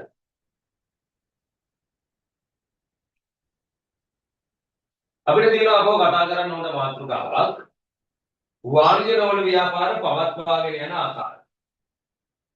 වාණිජ නොවන ව්‍යාපාර පවත්වාගෙන යන ආකාරය. සුට්ටක් බලන්න. දැන් මම මේ බලිය වගේනේ ඇදලා තියෙන්නේ. right. දැනට මම කතා කරා ව්‍යාපාරයක් කියන්නේ මොකක්ද කියලා. හැබැයි මම ඔයාට කිව්වා ව්‍යාපාරයක් කියන එක දැනගන්නකොට ව්‍යාපාරවල නිර්වචනය වගේම ඔයා දැනගන්න ඕන ව්‍යාපාරවල ගති ලක්ෂණ. ඒ වගේම ඔයා ව්‍යාපාරවල සංයුතිය දැනගන්න ඕන. ප්‍රශ්න වලට උත්තර ලියන්න ඔය ටික දැනගන්න ඕන. මම මේකේ නෝට් එක විතරක් නෙවෙයි මම මේ නෝට් එකත් එක්ක මොනවද දාලා තියෙනවද පුතා? ප්‍රශ්නක් දාලා තියෙනවා. තේරුණාද? right මම නම් පිටු 8ක් විතර තමයි දාලා තියෙන්නේ. ඔයාලට ප්‍රශ්න පේන්නේ නැතුව ඇති. හරිද? මම group එකට දාපු එකේ මම ටියුට් එක කොඩිය කරන්න ක්ලාස් එකේ වුණාම 9යි ඔයාගේ ඇඩ්‍රස් එකයි මට ඉස්කෝලෙන් දාන්න ඩිස්ට්‍රික්ට් එකේ තියන්න. දාලා මට මැසේජ් එකක් දාන්න. මම එතකොට ඔයාට ටියුට් එක ලබන සතියේ ක්ලාස් එක පටන් ගන්නකොට ටියුට් එක ලැබෙන සලස්සන්නම්. ඒ කියන්නේ ඊට කලින් මම මේක හෙට නැත්නම් අනිද්දම කුරිය කරනවා. හරිනේ? right. හරි. එතකොට 28 නිසා මම 27 ටියුට් එකක් ඔයාට එවන්න. හරි. එතකොට අපි කතා කරන්නේ ව්‍යාපාර ගති ලක්ෂණ. sorry ව්‍යාපාර. එතන ව්‍යාපාර කියන එක දැනගත්තා. ව්‍යාපාරවල ගති ලක්ෂණ දැනගන්න ඕන. ව්‍යාපාර සංගීතයක් දැනගන්න ඕන. හරි. ඊට පස්සේ මම කතා කරා ව්‍යාපාර මම වර්ග කරා ගොඩවල් දෙකකට. ව්‍යාපාර අපි වර්ග කරේ වාණිජ ව්‍යාපාරයි වාණිජ නොවන ව්‍යාපාර. වාණිජ ව්‍යාපාරයට මම කතා කරා වාණිජ ව්‍යාපාර කියන්නේ මොකක්ද? වාණිජ නොවන ව්‍යාපාරයට මම කතා කරා වාණිජ නොවන ව්‍යාපාර කියන්නේ මොකක්ද කියලා. ඊට පස්සේ මම වාණිජ ව්‍යාපාරවලට උදාහරණයක් දුන්නා. වාණිජ නොවන ව්‍යාපාර වලට මම උදාහරණ දුන්නා. වාණිජ ව්‍යාපාරය යටතේ මම කතා කරා වාණිජ ව්‍යාපාරවලට ලාභය වැදගත් වීමට හේතු. මම ඒවා කතා කරන්නේ. දැන් මම කතා කරනවා වාණිජ නොවන ව්‍යාපාර පවත්වාගෙන යන ආකාරය. මම කියන්නේ ඔයාලා පාඩම් කරනකොට මෙන්න මේ වගේ මැට් එකක් දාන්න. හරිද? ලොකු නෝට්ස් කියව ඉන්න දෙයක් නෑ ඒක. ඔයා ගාව මෙන්න මේ ස්ට්‍රක්චර් එක මෙන්න මේ මැප් එක තියෙනවා නම් ඔයාට මේක දිහා බැලුවහම මේ කියන සංකල්ප ටික තියරි ටික මතක් වෙනව නම් හරිද මේ තියරි ටික ඔයාට මතක් වෙනව නම් ඔයා නෝට් බල ඉන්න දෙයක් නෑ මම නම් මේක තමයි මම කියන්නේ මයින්ඩ් මැප් එක හරිද මේක තමයි මේ කොටසට දාලා මයින්ඩ් මැප් එක හරිද මේ ටික දැක්ක ගමන් ඔයාගේ ඔළුවට එනවා හරිද ඔයා අපව ඒව බලන්නවත් ඕන නැහැ. හරිද? හරි. අපි මේක හදමුකෝ. ඉස්සරහට මේක අපි තාම පටන් ගත්ත විතරයි. හරි. මම මේකට තාම කිව්වෙත් නෑනේ. right. වාණිජ නොවන ව්‍යාපාර පවත්වාගෙන යන ආකාරය. දැන් අපි වාණිජ නොවන ව්‍යාපාරට මම තව උදාහරණ ටිකක් ගන්නම් කොහොමද කියලා. right. අපි ගන්න රතු කුරුස සංවිධානය රෙඩ් ක්‍රොස් එක වාණිජ නොවන ව්‍යාපාරය. ඊට පස්සේ මම කිව්වා සෞඛ්‍ය දෙපාර්තමේන්තුව වාණිජ නොවන ව්‍යාපාරය. මම කිව්වා සමිති සංවිධාන වාණිජ නොවන ව්‍යාපාරය. සමිති සංවිධානවල තියෙනවා මරණාධාර සමිති. ඉස්කෝලේ තියෙන ආදි ශිෂ්‍ය සංගමය මේගොල්ලොන්ට දැන් ලාභ චේතනාවක් නැහැ. right මේගොල්ලොන්ට ලාභ චේතනාවක් නැහැ. ඒතර මේගොල්ලෝ කොහොමද කරගෙන යන්නේ? ලාභ චේතනාවක් නැති වුණා. මේගොල්ලෝ කොහොමද මේ වැඩේ කරගෙන යන්නේ? රතු කුරුස සංවිධානය කොහොමද පුතා වැඩේ කරගෙන යන්නේ? right හරිද? රතුකුරුස සංවිධානය කොහොමද කරගෙන යන්නේ? රතුකුරුස සංවිධානයේට සල්ලි කෙලින්ම හම්බ වෙන්නේ විදේශ ආධාර. රටින් තමයි රතුකුරුසේ. රතුකුරුසේ විතරක් නෙවෙයි. හරිද? ඔයාලා දන්නවා සිංහ සමාජය, ලියෝ ක්ලබ් එක. මේවට ගොඩක් වෙලාවට විදේශ ආධාර හම්බ වෙනවා. අන්න වාණිජ ලෝකවල ව්‍යාපාර කරගෙන යන්න පුළුවන් විදේශ ආධාර වලින්. ඊට පස්සේ සෞඛ්‍ය දෙපාර්තමේන්තුව මම ගත්තනේ. සෞඛ්‍ය දෙපාර්තමේන්තුව කොහොමද කරගෙන යන්නේ? සෞඛ්‍ය දෙපාර්තමේන්තුවට සල්ලි හම්බෙන්නේ ආණ්ඩුව අයවැයෙන් මුදල් වෙන් කරනවා. ආණ්ඩුව අයවැයෙන් මුදල් වෙන් කරනවා. හරිද? එතකොට අපිට කියන්න පුළුවන් රජයේ මුදල් වෙන් කිරීම. සමිති සංවිධානයේ මරණාධාර සමිති වගේ ඒගොල්ලෝ කෙලින්ම හැම මාසෙම සමාජිකයන්ගෙන් සමාජික මුදල් එකතු කරනවා. අපි ඒකට කියනවා සමාජික මුදල් රැස් කිරීම. සමාජික මුදල් රැස් කිරීම. මරණාධාර සමිති වගේම සමාජික මුදල් රැස් කරනවා. right. මෙන්න මේක ටිකක් මාර වැදගත්. ඔය ආදි ශිෂ්ට සංගම ඉස්කෝලවල ආදි ශිෂ්ට සංගමයේ වගේ කට්ටිය නම් ඒගොල්ලෝ සාමාන්‍ය බෝක් එකක් යනවා පෙරඩ් එකක් යනවා. දැකලා තියෙනවද? ඒ වෙලෙන් සමහර ආදි ශිෂ්ට සංගම් කරන්නේ බෝක් එකක් පෙරඩ් එකක් යනවට වඩා ඒගොල්ලෝ කරනවා පොඩි මියුසිකල් ෂෝ එකක් වගේ එකක් කරනවා. දැකලා තියෙනවද? හරිද? ඒවට අපි කියනවා යටත් sorry වැඩි කෑවා. ඒවට අපි කියන්නේ සංවිධානාත්මකව අරමුදල් රැස් කිරීම කියනවා. ඔව්. හොඳට ප්ලෑන් කරලා සල්ලි එකතු කරනවා. හරිද? වෝක් එකට යන්න හරි පෙරේඩ් එකට යන්න හරි ටී-ෂර්ට් එක ගන්න ඕනේ. ටී-ෂර්ට් එකේ ප්‍රින්ටින් කොස්ට් එක රුපියල් 600ක්. යන්නේ උන්ට විකුණනවා 2500. මුළු ආදායම ආදි ශිෂ්ට සංගමයේ. හරිද? මුළු මුදලම කාටද? ආදි ශිෂ්ට සංගමයේ. අන්න සල්ලි හොයාගෙන ඉන්නේ. ඒගොල්ලෝ සංවිධානාත්මකව අර මුදල් රැස් කරනවා. ඒ විතරක් නෙවෙයි. සමහර සමිති ඒගොල්ලෝගේ සමිතිය විසින් ආපන ශාලාවක් වගේ කරගෙන යනවා. ඒ ආපන ශාලාවට අපි කියන්නේ යටත් ව්‍යාපාරය කියලා. දැන් මම ක්ලාස් කරන්නේ මාතරනේ. රයිට්. මාතර තියෙනවා මාතරක් තියෙන පොඩි කොටුවක් ගාල්ල කොටුව තරම් නම් ලොකු නෑ. මාතර කොටුව ඇතුලේ තියෙනවා මේ හමුදාවේ කැම්ප් එක. ඒ මාතර කොටුව ඇතුලේ තියෙන හමුදා කැම්ප් එක මාතර කොටුව ඇතුලේ තියෙන හමුදා කැම්ප් එක. ඒ කැම්ප් එකේ කොනක තියෙනවා පොඩි ආපන ශාලාවක්. හරිද? ඒ ආපන ශාලාව කරගෙන යන්නේ හමුදාව ඇතුලේ තියෙන සුබ සාධක සංගමයක්. ඒ කියන්නේ මරණාධාර සමිතිය. ඒ මරණාධාර සමිතියෙන් තමයි ආපන ශාලාව. දැන් ඕකට ඇවිල්ලා කට්ටිය තේ කන් බීලා මාළු පන් ගෙඩියක් කාලොම යනවනේ. මං හිතන්නේ ඔහොම එකක් තියෙනවා ගාල්ල කොටුව ඇතුලේ තියෙන. කැම්ප් එකෙන් තමයි මොකක් කරගෙන යන්නේද? කැම්ප් එකෙන් තමයි ගාල්ල කොටුවේ තියෙනවා. කැම්ප් එකෙන් තමයි මේ ආපන ශාලාව කරන්නේ. ඒ ආපන ශාලාවේ මුළු ලාභය මුළු ආදායමම කෙලින්ම බැර වෙන්නේ අන්න අර සුබ සාධක සංගමය. ඒක නිසා අපි කියනවා යටත් ව්‍යාපාර පවත්වාගෙන යාම කියලා.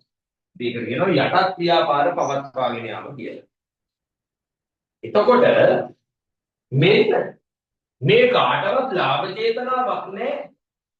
මේ කාටවත් ලාභ චේතනාවක් නැහැ.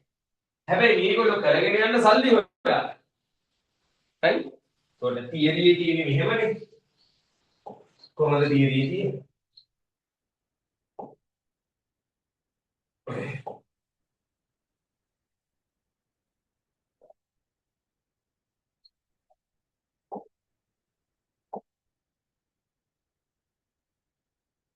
මේදී වාණිජ නොවන ව්‍යාපාර පවත්වාගෙන යන ආකාර අපි පහක්වත් ලියන්න ඕනේ. අපි ලියමු. පළවෙනි පවත්වාගෙන යන ආකාරය. පිළිවෙලනේ මොනවද අපි මේ පවත්වාගෙන යන ආකාර මෙති එක විදේශ ආධාර ලබා ගැනීම මගින්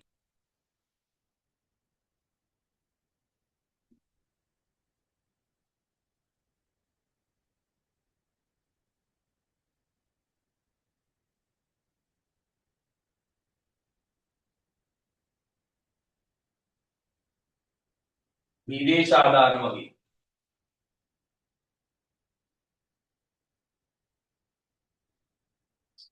උදාහරණයක් නම් රතුකුරුස සංවිධානය ඊට පස්සේ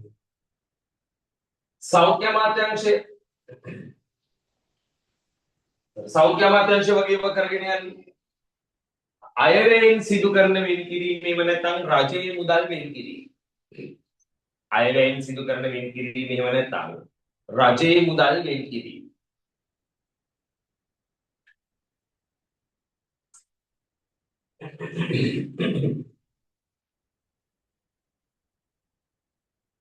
ඊළඟට සමිති සංවිධාන. සමිති සංවිධාන වල තියෙනවා මොනවද? පොඩ්ඩක් ඉන්න පිළිවෙල ඇතුලේ චුට්ටක් ඉන්න තුන්වෙනි එක තුන්වෙනි එකට ඔයා ලියන්න එපා. තුන්වෙනි එක කොහොම තියෙන්නේ අරලා හතරවෙනි එකට ලියන්න සමාජික මුදල් රැස් කිරීම. සමාජික මුදල් රැස් කිරීම.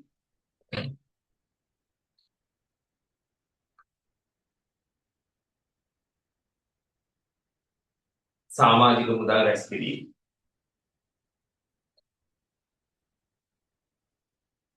තුන්වෙනි එකට ඔයා ලියන්න මෙන්න මේ අරමුණේ සංවිධානාත්මක මුදල් රැස් කිරීම කියලා. ඒකේ පොඩි විස්තරයකුත් ලියන්න තියෙනවනේ. සංවිධානාත්මක මුදල් රැස් කිරීම.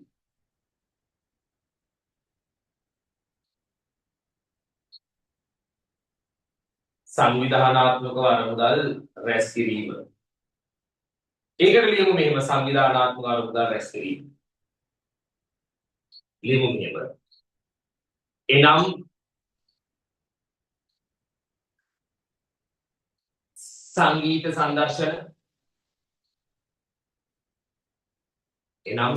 සංදර්ශන විනෝද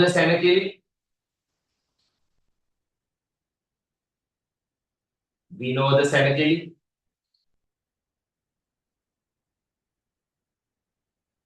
පාගමන් වෝක් එකට කියන්නේ පාගමන්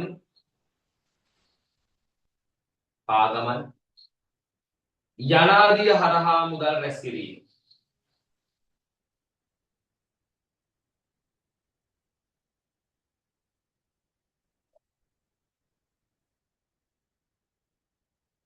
යනාදිය හරහා මුදල් රැස් කිරීම.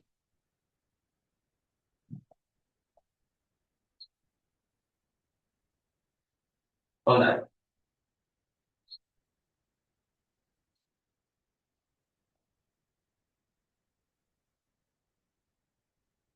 අන්තිම කාරණා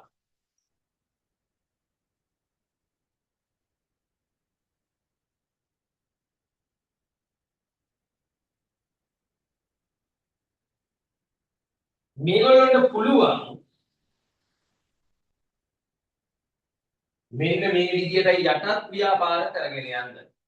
තමන්ගේ ඒ කියන්නේ වාණිජ නොවන ව්‍යාපාරයකට ලාභ අපේක්ෂාවක් නැති ව්‍යාපාරයකට මේගොල්ලෝ තව ව්‍යාපාරයක් කරගෙන යනවා.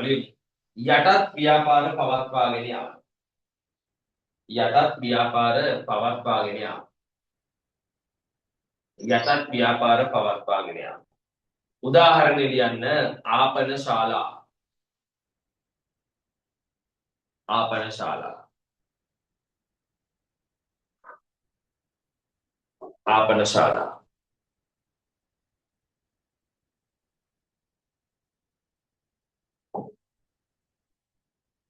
right.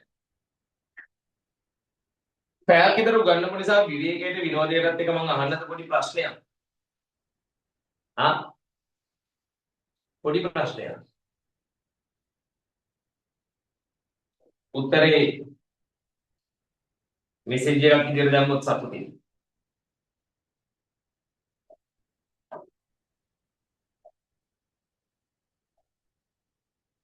8 දෙකට බෙදුවාම කීයද?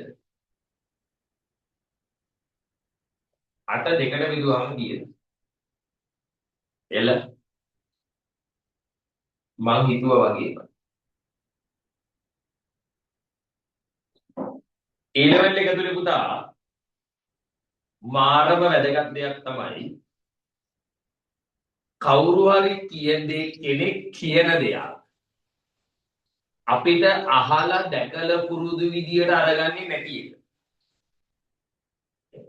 A level එක ඇතුලේ අපි කවුරුවත් කියන දේවල් නෙවෙයි අපි ප්‍රශ්නෙක කියන දේවල් නේ අපි පුතා බලන්නේ අපිට A level එක ඇතුලේ අපිට හම්බෙන්නේ කාගේ හරි ප්‍රශ්නයක් නේ. අපි ඒ ප්‍රශ්නෙට උත්තර ලියනවනේ. කියන්නේ වෙන කෙනෙක්ගේ ප්‍රශ්නයක් අපි අපේ කරගන්න. ඒක අපිට ඕන විදිහට අපි හදාගෙන අපි ලියනවා. ලියුව ගමන් අපේ උත්තරේ වැරදි. එක්ක උත්තර අඩුයි. වෙන කෙනෙක්ගේ ප්‍රශ්නයක් අපි කරන්නේ අපේ විදියට පරිවර්තනය කරගෙන අපි උත්තර ලියනවා. ඒව කරපු ගමන් මම කිව්වේ 8 දෙකට බෙදන්න කියලානේ. මම 8 දෙකට බෙදුවහම කී. ඔයා කිව්ව 4යි. ඔව්. ඔයාලා 8 මෙහෙම බෙදනවා. 8 ඔහොම දෙකට බෙදනවා හරි 4යි. good. මෙන්න 8 දෙකට බෙදන්න පුළුවන් විදි. 8 ඔහොම දෙකට බෙදුවා. උඩට බිඳුවක් එනවා යටට බිඳුවක් එනවා. ආයෙත් 8 මේ අතර දෙකට බෙදුවා. ඔහොම කැලලක් එනවා ඔහොම කැලලක් එනවා මේක හදාගත්තා. මෙහෙම ලියන්න නැතුව අපිට ඕන නම් ඔහොම ලියන්නත් පුළුවන්. එක පැත්තකට අපි තියාගෙන. මේ අතර බෙදුවොත් මේ පැත්තට එක කැලලයි මේ පැත්තට එක කැලලයි. කොටු කැලි 8ක් තියෙනවා. 4යි 5යි 6යි 7යි 8යි. ඔය කෝටු කෑලි අත දෙකට බෙදාගෙන ගියොත් කෝටු කෑලි 16ක්. හරි. ඔයාට අහපු ප්‍රශ්නේ 8 දෙකට බෙදුව විට පිළිතුරු. ඔයාට දානවා 4යි. ඔයාට දීලා තියෙන පළවෙනි ආන්සර් එක 4යි. දෙවෙනි ආන්සර් එක බිංදු 2යි. තුන්වෙනි ආන්සර් එක ඔහොම දෙනවා. හතරවෙනි ආන්සර් එක දෙනවා 16. පහ දෙනවා. ඉහත සියල්ල. මොකද උත්තරේ දැන්? මම කිව්වට දෙකෙන් බෙදන්නද දෙකට බෙදන්නද?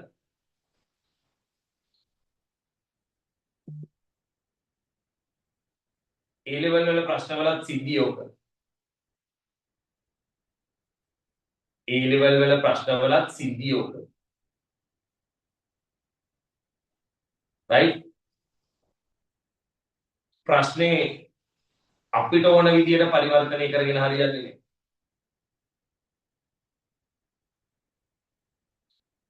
right? අපි යන් ඊළඟ කාරණාවට. right? උදා ප්‍රශ්නේ අපිට ඕන විදියට පරිවර්තනය කරගන්න එපා කවදාවත්. හරිද? ප්‍රශ්නේ අහලා තියෙන විදියට හොඳට හිතන්න. දැන් A level සංකීර්ණ. දෙන්න පුළුවන් උත්තර. ඉහත සියල්ලම දෙන්න පුළුවන්. right? මේක වෙනම කතාවක්. මේ උත්තර හරිම ප්‍රයිමරි ප්‍රාථමික උත්තර. හරිද? කට්ටිය hina වෙයි. hina වෙන එක නෙමෙයි මං කිව්වේ 8 දෙකෙන් බෙදන්න නෙවෙයි 8 දෙකට බෙදන්න කියලා කිව්වේ. හරිද? දෙකෙන් බෙදන්න නෙවෙයි දෙකට. දෙකට බෙදන්න පුළුවන් ඉදි ගොඩක්. right. අපි යම් වැඩි. right. මේක නම් වැඩක් නැහැ නේ.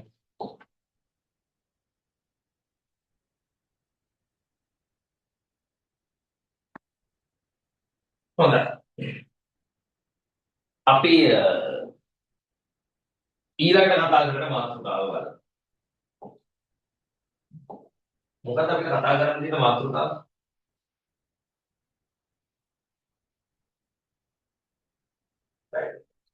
අපිට කතා කරන්න තියෙන මාතෘකාව තමයි රටකට ව්‍යාපාරවල පවතින වැදගත්කම්. හොඳයි. දැන් අපි කතා කරන්නේ රටකට ව්‍යාපාරවල වැදගත්කම. මේ මාතෘකාව පළවෙනි පාඩමේ ඉගෙන ගත්තට ඔයාට මේක හොඳටම සෙට් වෙනවා තුන්වෙනි පාඩමේදී. ඔයාලට සිලබස් එකේ ඉගෙන ගන්න තියෙන තුන්වෙනි පාඩම තමයි පුතේ රජය සහ ව්‍යාපාර. ඔය රජය සහ ව්‍යාපාරවල තියෙනවා මාතෘකාවක්. රජය සහ ව්‍යාපාරවල තියෙනවා මාතෘකාවක්. රජයක ආර්ථික අරමුණු කියන එක. අපි මේ කතා කරන රටකට ව්‍යාපාරවල තියෙන වැදගත්කම් ටික කිසිදු අඩුවක් නැතුව මෙන්න මේ රජයක ආර්ථික අරමුණු කියන එකත් එක්ක සම්බන්ධ වෙනවා. අපිට දැන් මේක වැඩක් නෑ. මොකද අපි තාම මේක ඉගෙන ගත්තේ නෑනේ. මම ගෙන්නුවේ නෑනේ. හරිද? හැබැයි ඔයා මේ පාඩමේ මේක ඉගෙන ගත්තද ඔයා මේක හොඳටම ඉගෙන ගන්න මෙතන. මම මේක කියා දෙනවා. මේක තේරෙනවා. හරිද? මේක තේරෙනවා. මේක තේරෙන්නේ නැත්තේ නෑ. මේක සුපිරියට තේරෙනවා. හැබැයි මේක ඇත්ත කතාව තියෙන්නේ ඔන්න ඔතන.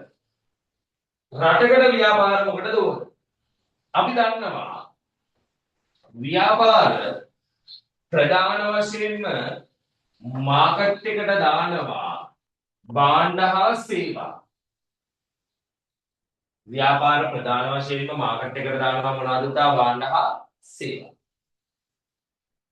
එතකොට අපි දන්නවා රටේ මිනිස්සු ජීවත් වෙනවා. රටේ මිනිස්සු ජීවත් වෙන්නේ මේ භාණ්ඩ හා සේවා මිලදීයි. භාණ්ඩ හා සේවා මිලදීගෙන මිනිස්සු තෘප්තිමත් කරගන්නවා තමන්ගේ අවශ්‍යතා සහුව. එහෙනම් රටකට ව්‍යාපාර ඕන භාණ්ඩ හා සේවා ඉදිරිපත් කළා රටේ ජීවත් වෙන මිනිස්සුන්ගේ අවශ්‍යතා සහුවමනා ඉෂ්ට කරනවා. මම තාම අවශ්‍යතා වුවමනාවට ආවේ නැහැ ඊළඟට එනවා. එහෙනම් ඔන්න රටකට ව්‍යාපාර ඕන මිනිස්සුන්ගේ අවශ්‍යතා සහුවමනා තෘප්තිමත් කරන්න භාණ්ඩ හා සේවා සපයන. හැබැයි මිනිස්සුන්ට මේ භාණ්ඩ හා සේවා නිකම්ම ගන්න බෑ. මිනිස්සුන්ට භාණ්ඩ හා සේවා ගන්න නම් ආදායම් තියෙන්න ඕන. මිනිහෙකුට ආදායම් ලැබෙන්නේ රැකියාවලින්. ඔයාලා දන්නවා ව්‍යාපාර තමයි මොන උත්පාදනය කරන්නේද? රැකියාව උත්පාදනය කරන්නේ. රැකියාව උත්පාදනය කළා ඒ රැකියාව හරහා මිනිස්සුන්ට වැටුප් දෙනවා. ඒ වැටුප් හරහා තමයි මිනිස්සු මොනවා මිලදී ගන්නේද? භාණ්ඩ හා සේවා මිලදී ගන්න. අන්න එහෙනම් මෙතන තියෙනවා වැදගත්කම් දෙකක්. පළවෙනි එක තමයි භාණ්ඩ හා සේවා සපයන. දෙක රැකියා අවස්ථා උදා කරමින් මිනිස්සුන්ගේ ආදායම වැඩි කරන්න. අපි මේක ආදායම වැඩි කිරීම කියලා කියන්නේ නැතිව රැකියා අවස්ථා උදා කරමින් ක්‍රය ශක්තියක් ඇති කරන්න කියලා කියනවා. රැකියා අවස්ථා උදා කරමින් ක්‍රය ශක්තියක් ඇති කරන්න. අපි ආදායම් කියන එක වෙනුවට ක්‍රය ශක්තිය කියලා පොඩ්ඩක් පොස් වචනේ දාන්න. ඔන්න රටකට ව්‍යාපාර වැදගත් වෙන හේතු දෙකක් මම කිව්වා. පළවෙනි එක තමයි රටේ ජීවත් වෙන මිනිස්සුන්ට මිලදී ගන්න ඕන කරන භාණ්ඩ හා සේවා සපයන්න. ලියමු 1. රටකට ව්‍යාපාර වන 1. පුද්ගලයන්ට මිලදී ගැනීමට අවශ්‍ය. පුද්ගලයන්ට මිලදී ගැනීමට අවශ්‍ය. පුද්ගලයන්ට මිලදී ගැනීමට අවශ්‍ය. භාණ්ඩ හා සේවා සැපීමට. භාණ්ඩ හා සේවා සැපීමට. පුද්ගලයන්ට මිලදී ගැනීමට අවශ්‍ය භාණ්ඩ හා සේවා සැපීමට.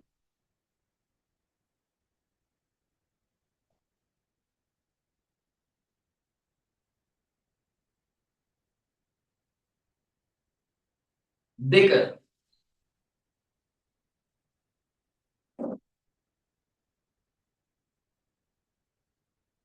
රටකට ව්‍යාපාර ඕන මිනිසුන්ට රැකියා දීලා ක්‍රය ශක්තියක් ඇති කරන්න.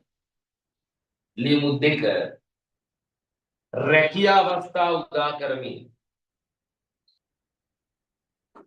රැකියා අවස්ථා උදා කරමින්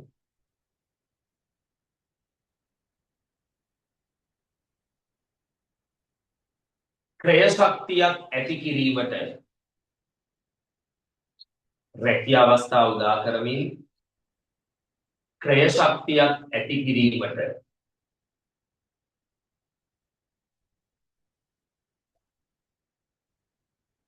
right මේ බලන්න අපි ගමුකෝ තේ ෆැක්ටරියක් වගේ ව්‍යාපාරයක් තේ ෆැක්ටරියක් වගේ ව්‍යාපාර කරන්නේ තේ කොළ හදලා අපනයනය කරනවා තේ කොළ හදලා අපනයනය කරනවා තේ කොළ හදලා අපනයනය කරලා විදේශ විනිමය උපයනවා තේ කොළ හදලා අපනයනය කරලා මොන උපයනවද විදේශ විනිමය උපයනවා එහෙනම් ඔන්න රටකට ව්‍යාපාර ඕන කරනවා මොන උපයන්නද පුතා විදේශ විනිමය උපයන්න භාණ්ඩ අපනයනය කරලා ලියමු භාණ්ඩ අපනයනය කරමින් භාණ්ඩ අපනයනය කරමින්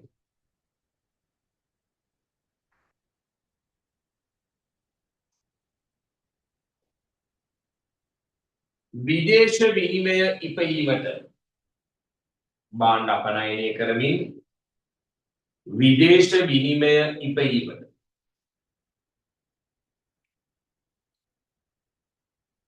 right මම කැම්පස් එකේ ඉඳිද්දී අපිට තිබුණ මේ ෆීල්ඩ් විසිට් එකක් යන්නේ.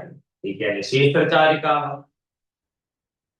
අපි ගියේ ගම්පහ තියෙන ඔරුතොට පාර කියන එක.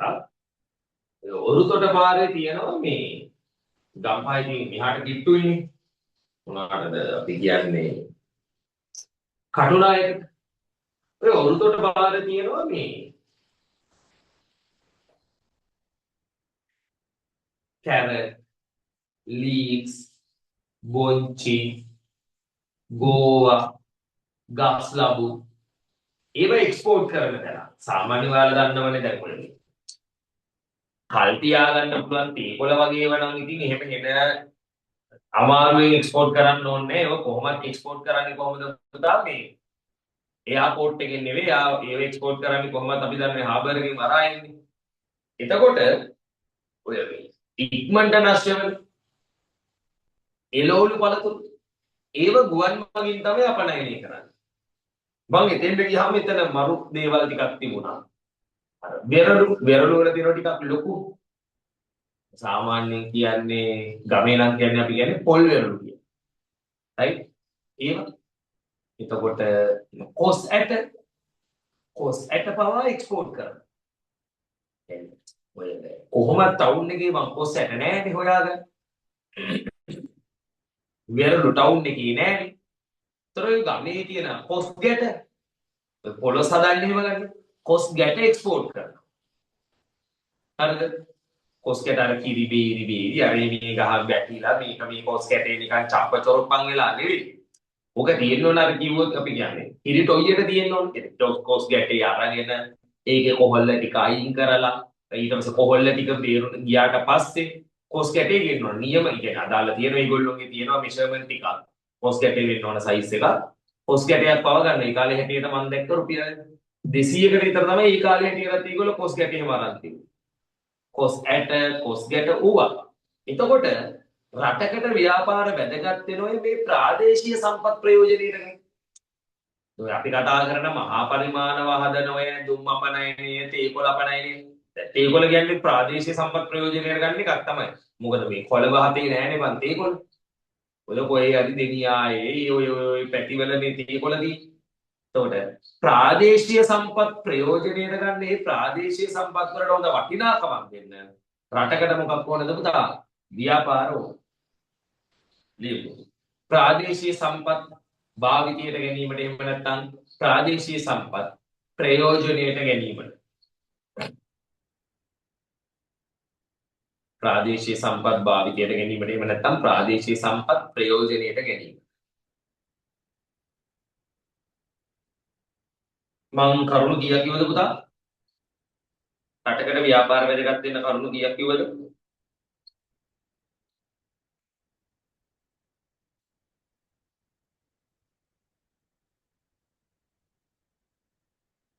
රටකට ව්‍යාපාර වැදගත් වෙන හේතු කීයක් කිව්වද පුතාලා? කවුරු හරි කියනවා.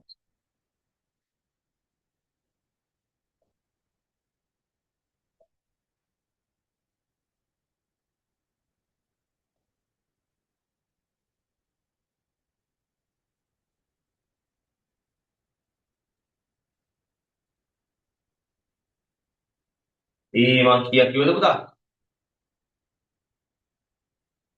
4යිද?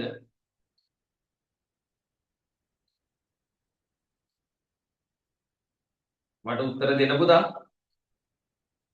Samsung ෆෝන් එකක් තියෙන. අයිනවද?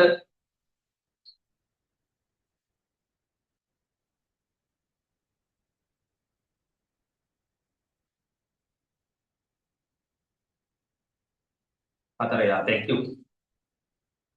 රටකට ව්‍යාපාර වැදගත් වෙන්නේ හතරයි. තව දෙකක් අපි ලියන්න ඕනනේ. හොඳයි. වෙන සිග්නල් මදි. මොනවා හරි අවුලක් වුණොත් මම ඔයාලට දාන්නම් රෙකෝඩින් එක මම තියනවා. ක්ලාස් එක කරුණා මට කියනවා රෙකෝඩින් එක දාන්න. ඒක අවුලක් නැහැ. හරි. ඒකට මම කියපා. ලිවික් කරලා නැහැ. ඒක ඕන තරම් බලන්න පුළුවන්. එහෙම ප්‍රශ්නයක් නැහැ. හරි. අපි කතා කරන්නේ රටකට ව්‍යාපාර වැදගත් වෙන්න හේතු. right. මොනවද රටකට ව්‍යාපාර මොකටද ඕනේ? විදේශ විනිමය උපයන්න, දේශීය සම්පත් පාවිච්චි කරන්න, රැකියා අවස්ථා උදා කරන්න, මිනිසුන්ගේ අවශ්‍යතා වමනා තෘප්තිමත් කරන්න. වෙන රටක් විදියට අපි දියුණු වෙන්නේ රටේ හදන භාණ්ඩ ප්‍රමාණය වැඩි වුණොත්. රටේ හදන භාණ්ඩ ප්‍රමාණය වැඩි වෙන්නේ නැත්නම් රටක් විදියට අපිට දියුණු වෙන්න බැහැ. හරිද? අන්න එහෙනම් රටකට ව්‍යාපාර ඕන කරනවා රටේ නිෂ්පාදනය වැඩි කරන්න. අපි ඕකට කියනවා දලදේශීය නිෂ්පාදනය වර්ධනය කිරීමට කියලා. ලියමු. රට තුල සිදු කෙරෙන නිෂ්පාදනයේ හෙවත් රට තුල සිදු කෙරෙන නිෂ්පාදනයේ හෙවත් රට තුල සිදු කෙරෙන නිෂ්පාදනයේ හෙවත් දලදේශීය නිෂ්පාදනය වර්ධනය කිරීමට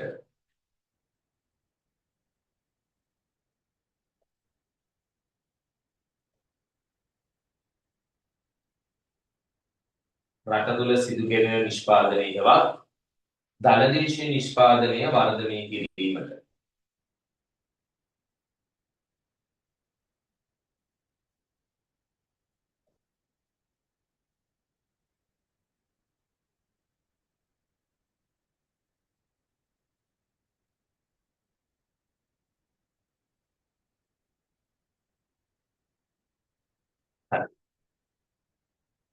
මේවල ව්‍යාපාර උපයන ආදායම් ඔක්කොම ව්‍යාපාරයවත් ව්‍යාපාරයේ අයිතිකාරයවත් මොනවා කරන්නේ නැද්ද පුතා? තියාගන්නේ නැහැ. ව්‍යාපාරයේ උපයන ආදායමෙන් කොටසක් බදු විදියට ගෙවනවා. ඒ වගේම ඒගොල්ලෝ උපයන ආදායමෙන් කොටසක් සමාජ සුඛ සාධනයට යොදවනවා. එතකොට බදු ගෙවමින් රජයේ ආදායම ශක්තිමත් කරන්න. බදු ගෙවමින් කාගේ ආදායමද පුතා? රජයේ ආදායම ශක්තිමත් කරන්න. රටකට මොන ඕනද පුතා? ව්‍යාපාර ඕන.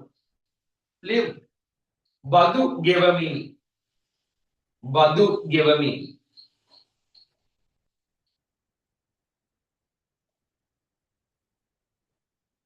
රජයේ ආදායම ශක්තිමත් කිරීමට. බදු ගෙවමින් රජයේ ආදායම ශක්තිමත් කිරීමට. බදු ගෙවමින් රජයේ ආදායම ශක්තිමත් කිරීමට.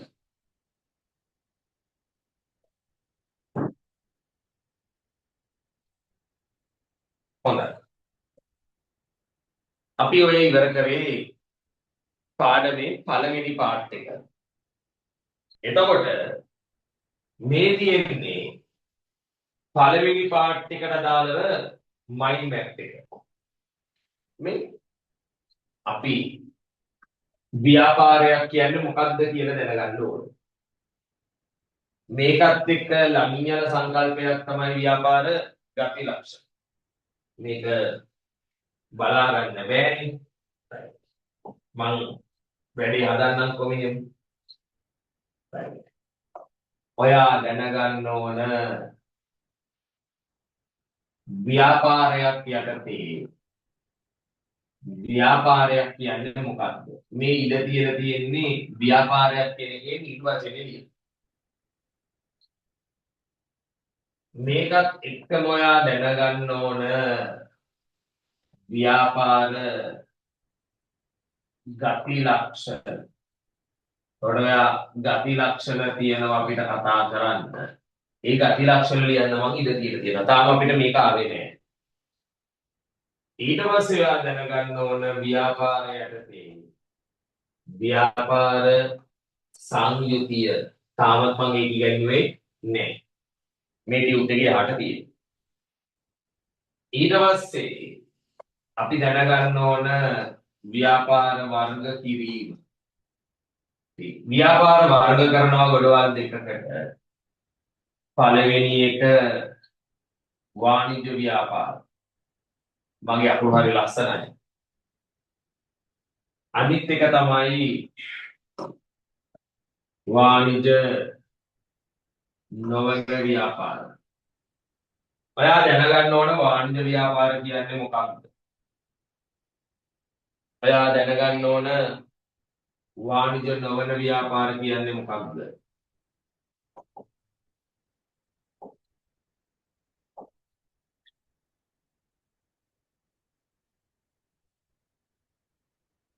වාණිජ්‍ය නොවන ව්‍යාපාර කියන්නේ මොකක්ද? ඔයා දැනගන්න ඕන වාණිජ්‍ය ව්‍යාපාර වලට උදාහරණ දෙකක්. වාණිජ්‍ය නොවන ව්‍යාපාර වලට උදාහරණ දෙකක්. ඔයා දැනගන්න ඕන වාණිජ්‍ය ව්‍යාපාරය යටතේ ලාභය වැදගත් වීමට හේතු අන්න කෑම කලවලට වාණිජ්‍ය ව්‍යාපාරය යටතේ ඔයා දැනගන්න ඕන ලාභය වැදගත් වීමට හේතු හතරක් දැනගන්න ඕන. වාණිජ්‍ය නොවන ව්‍යාපාරයකට ඔයා දැනගන්න ඕන. පවත්වාගෙන යන අන්න කෑවෙන කලවලේට වැඩ කරන්න ඕනද?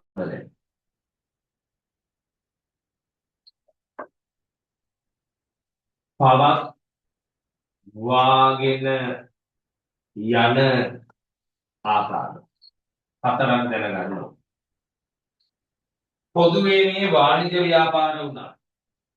වාණිජ්‍ය නොවන ව්‍යාපාර වුණා.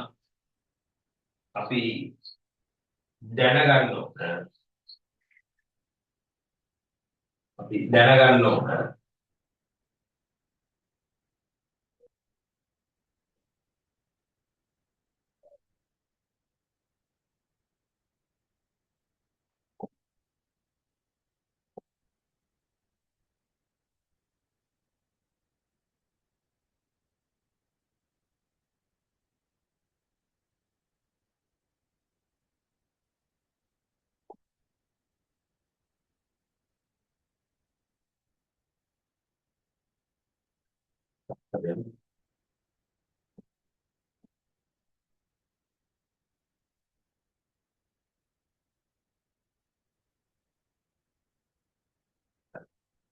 හරි කමන්න. යම් අපි දැනගන්න ඕන මේ දෙන්නම එකතු වෙන්නේ. හරි නේද? අපි දැනගන්න ඕන රටකට ව්‍යාපාර වැදගත් වීමට හේතු. ඔයා එතන දැනගන්න ඕනේ හේතු හතරක්. මේක තමයි අපි දැනට උගන්වපු කොටසට අදාළ මයින්ඩ් මැප් එක. ඔයාට ඔයා කරන්න ඕන පාඩම් කරනවා කියලා පොත බලාගෙන මේක කටපාඩම් කරන එක නෙවෙයි. හරිද? ඔයාට මේ ආකෘතිය දාගත්තා. ඔයාට පුළුවන් නම් මේක තව කෙනෙකුට කියා දෙන්න. වැඩේ හරි. right? ඔයාට ඕන නම් මේක තමයි මැප් එක ඕන නම් නෙවෙයි. ඔයා මේක ගෙදරදී තනියම හදලා මේක ඔයාට මතක නැති දේවල් ටිකක් තියෙනවනේ පුතා. ඔයාට මතක නැති දේවල් ටික ඔයා මොනව කරන්න ඕනද? ආන්න ලියන්න ඕනේ. මේකේ මොනවා හරි මතක නැති දේවල් තියෙනවා ඔයා නෝට් කරගන්න. මතක දේවල් ඔයා නෝට් කරන්නේ නැහැ. තේරුණාද? right? තියරි ටියුට් එක තියෙනවා. ඔයා තියරි ටික බැලුවා, තියරි ටික නෝට් කරගත්තා. ඔයා කරන්නේ මේ මැප් එක හදන එක. මේ මැප් එක හදන එක තමයි වැදගත්. ඔයා මේ මැප් එක හැදුවනම් ඔයා ඊළඟට කරන්න තියෙන්නේ ඔයා ආයේ නෝට් බල ඉන්නේ මැප් එක බලනවා. මේ මැප් එකේ ඔයා ලියන්නේ මතක නැති දේවල්. දැන් පවත්වාගෙන යන ආකාර මතක නැත්නම් ඔයා ලියන. හරිද? ඊට පස්සේ ඔයා නෝට් බල ඉන්නේ ඔයාට පාඩම් කරන්න ඕන නම් ඔයා මැප් එක බලන්න. හරිද? ටික දවසක් යනකොට මේව මතක නැහැ ටිප් එක්සල් එක මකලා දාන්න. ඔයා විභාගයකට හරි මොකකට හරි ඔයා යන්න කලින් තේරුණාද? ඔයා අනිවාර්යෙන්ම මේ මැප් ටික බලන්න. මේ මැප් එක බලන්න වහ වෙලාවක් යනවා. සාමාන්‍ය පැයකමාරක් දෙකක් ගන්න එක තමයි ගෙදර තියෙන්නේ. විනාඩි 3යි 4යි යන්නේ. හරිද? මතක නැති දේවල් අනිත් ඒවා නෝට් කරලා තියෙනවා. හෙට විභාගේ. අද ඔයාට දඩ නෝට් එකක් බලන්න බෑනේ. ලොකු නෝට් එකක්. මුළු සිලබස් එකක්. BS වල දිනවා පාඩම් 18ක්. ලේසිද බලන්න. නෑ. එහෙනම් ඔයා කරන්න ඕන මේ වගේ වැඩේ කෙටි කරගන්න. ඔයාට අමතක වෙන දේවල් නෝට් කරලා තියාගන්න. ඔයාට අමතක වෙන දේවල් ඔයා නෝට් කරලා තියෙනවා නම් මේ වගේ එක. ඔයාට මේක වෙලුවා වැඩි ඉවරයි. මේකට විනාඩි 3ක්. පළවෙනි පාඩමට එනවා මේ වගේ කෑලි 12. විනාඩි 5 ගානේ කියලා කියමුකෝ. විනාඩි 5 ගානේ ලියන්න. කෑලි 12ට යන්නේ ඔයාට විනාඩි 60යි. විනාඩි 60 කියන්නේ පැයකට. සිලබස් එකේ පාඩම් 18යි. ලොකු පාඩම් තියෙනවා පොඩි පාඩම් තියෙනවා. සමහර වෙලාවට කෑලි 4යි 5යි. හරිද? ඔයාට එහෙම වුණොත් මොනව කරගන්න පුළුවන්ද? පැය 18කින් මුළු සිලබස් එකම බලන්න පුළුවන්. right? අපි මේ යමන යන්නේ ඒ වැඩේ කරන්න. හරිද? තොරන්න පළවෙනි පාර්ට් එක ඉවරයි. හරිද? ඕනනම් ස්ක්‍රීන්ෂොට් එකක් ගහගන්න. මම ඉතින් ස්ක්‍රීන්ෂොට් එකක් ගහගත්තොත් හොඳයි. ඊට පස්සේ ඔයාලට පුළුවන් මේක ගෙදරදී හදන්න. මම මේක ලියවිලියෝ ඉන්නේ නැහැ. ස්ක්‍රීන්ෂොට් එකක් ගහගත්තද?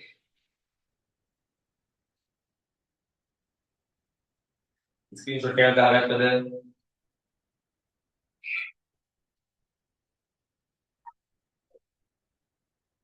හරිද පුතා?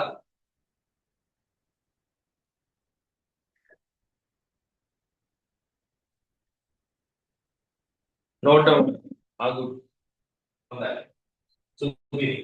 එච්චර උනන්දුවක් තියෙනවා නම් සෑහෙන වටිනවා. උගන්නන්න ආසයි. හොඳයි. දැන් මේ කෑලි ඉවරයි. ඒතර ඔන්න පළවෙනි මාතෘකාවට දාන්න. මම හැම කෑල්ලක්ම උගන්නන්නේ කොහොමද? right? හරි. අපි යනවා පුතා ඊළඟට. අපිට කතා කරන්න තියෙන ඊළඟ කොටස right. ඊළඟ කොටස අපිට කතා කරන්න තියෙන්නේ අවශ්‍යතා සහ වුවමනා ගැන. right. ප්‍රශ්නත් මේකේ දාලා තියෙනවා.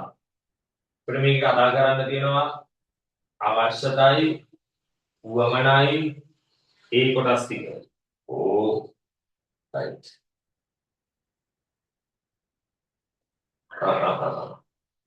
එදී පොඩ්ඩක් මම වැඩි සවුතු කරගෙන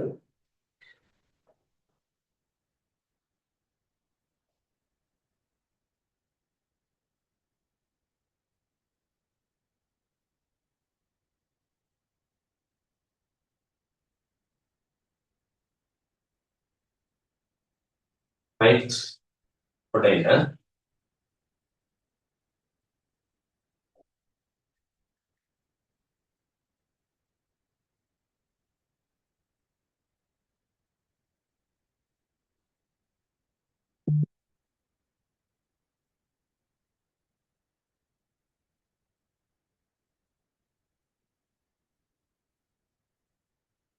හරි. right. අපේ මාතෘකාව අවශ්‍යතාව. අවශ්‍යතාවයි වුවමන. right. එතකොට මේ කියන්නේ මෙහෙමයි. මේ මැට් කෑල්ල යන්නේ මෙහෙමයි. හරිද? මේ මැට් කෑල්ල යන්නේ මෙහෙමයි. මම එකක් පෙන්නන්නම්. හරි.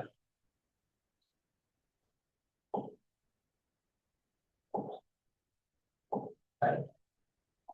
මේක සම්පූර්ණයෙන්ම යන්නේ දෙපැත්තට. හරිද? මේක යනවා මේ පැත්තේ අවශ්‍යතාව මේ පැත්තේ වුවමන. අපි මුලින්ම දැනගන්න ඕන අවශ්‍යතා කියන්නේ මොකක්ද? ඊළඟට අපි දැනගන්න ඕන උවමනා කියන්නේ මොකක්ද? ටියුට් එකේ හැටියට. ඊට පස්සේ right අපි එක එක දේවල් අපි කතා කරගෙන යනවා මුලින්ම තියෙන අවශ්‍යතා. හරි. අපි අවශ්‍යතා සහ කතා කරන අවශ්‍යතා බිහිවීමට හේතු. right මේ දෙක. සමානට ඔළුවේ නැතුව ඇති අවශ්‍යතා බිහිවෙන්න හේතු කියන්නේ. අවශ්‍යතාව නම් අපි දන්නවා හරි සිම්පල්. ජීවත් වීම සඳහා අනිවාර්යයෙන්ම සපුරා ගත යුතු කායික හා මානසික තත්ත්ව. right. ඒක හරි සිම්පල් නේ. ජීවත් වෙන්න අනිවාර්යයෙන්ම සපුරා ගන්න ඕනේ කායික හා මානසික. මම මෙන්න මෙහෙම ගන්නම්. නිර්වචන උගන්වනවට වඩා මට ලේසි උදාහරණ දෙන්න. ආහාර කියන්නේ අවශ්‍යතාවයක්. බත් ආප්ප පිට්ටු රොටි කියන්නේ වුවමන. right. ඇඳුම් කියන්නේ අවශ්‍යතාවයක්. කලිසම් ටී-ෂර්ට් ෂර්ට් කියන්නේ වුවමන. නින්දට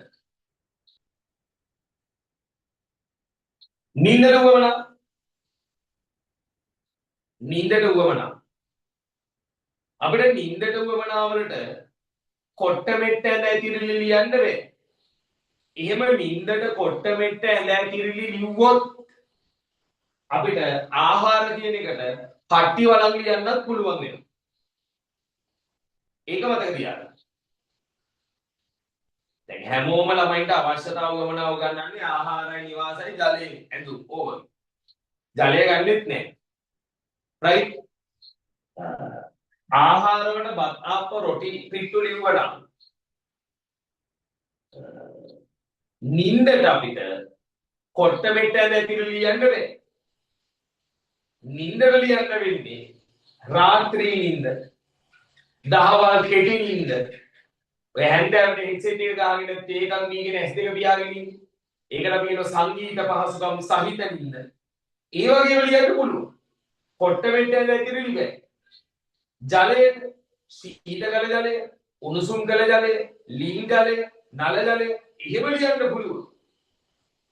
එහෙම නැත්නම් පණිට්ටුව, බාස්කට් එක, බෝතලය ඒව ලියන්න බෑ. හරිද? වැඩේ හරියට වෙන්න ඕන. එතකොට පුතා අපි ආහාර අපිට ජීවත් වෙන්න ඕනම. ඇඳුම් ඕනම. නිින්ද ඕනම. අපි අවශ්‍යතාව නිර්වචනය කරන්නේ ජීවත් වීමට අනිවාර්යයෙන්ම සපුරාගත යුතු කායික හා මානසික තත්ත්ව කිය. ආහාර ඇඳුම් කියන්නේ කායිකයි, නිින්ද කියන්නේ මොකද්ද පුතා? මානසිකයි. ලියමු. අවශ්‍යතාව හරි සිම්පල්. මුලින්ම ලියමු. ජීවත් වීම සඳහා අනිවාර්යයෙන්ම සපුරාගත යුතු. ජීවත් වීම සඳහා අනිවාර්යයෙන්ම සපුරාගත යුතු.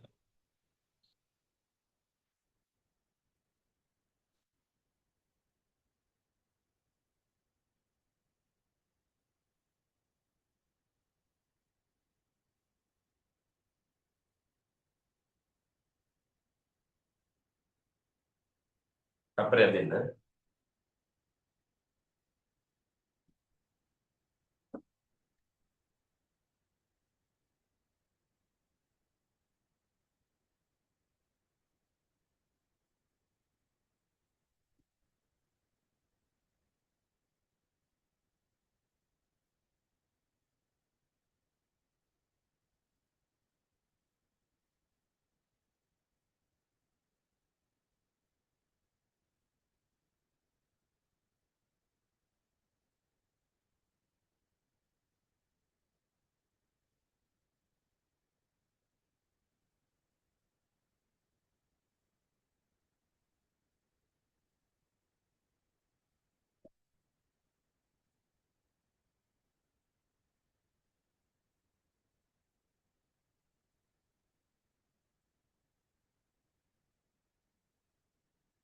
එමු. අවශ්‍යතා. ජීවත් වීම සඳහා අනිවාර්යයෙන්ම සපුරා ගත යුතු. ජීවත් වීම සඳහා අනිවාර්යයෙන්ම සපුරා ගත යුතු. කායික හා මානසික තත්ත්ව. කායික හා මානසික තත්ත්ව. අවශ්‍යතා නම් වේ.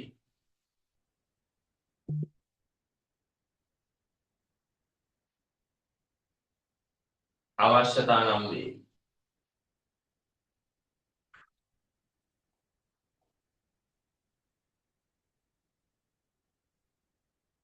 උදාහරණ ලියමු. ආහාර,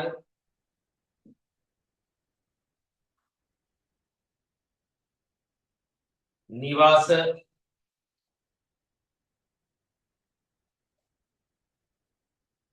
ඇඳුම්, ජලය.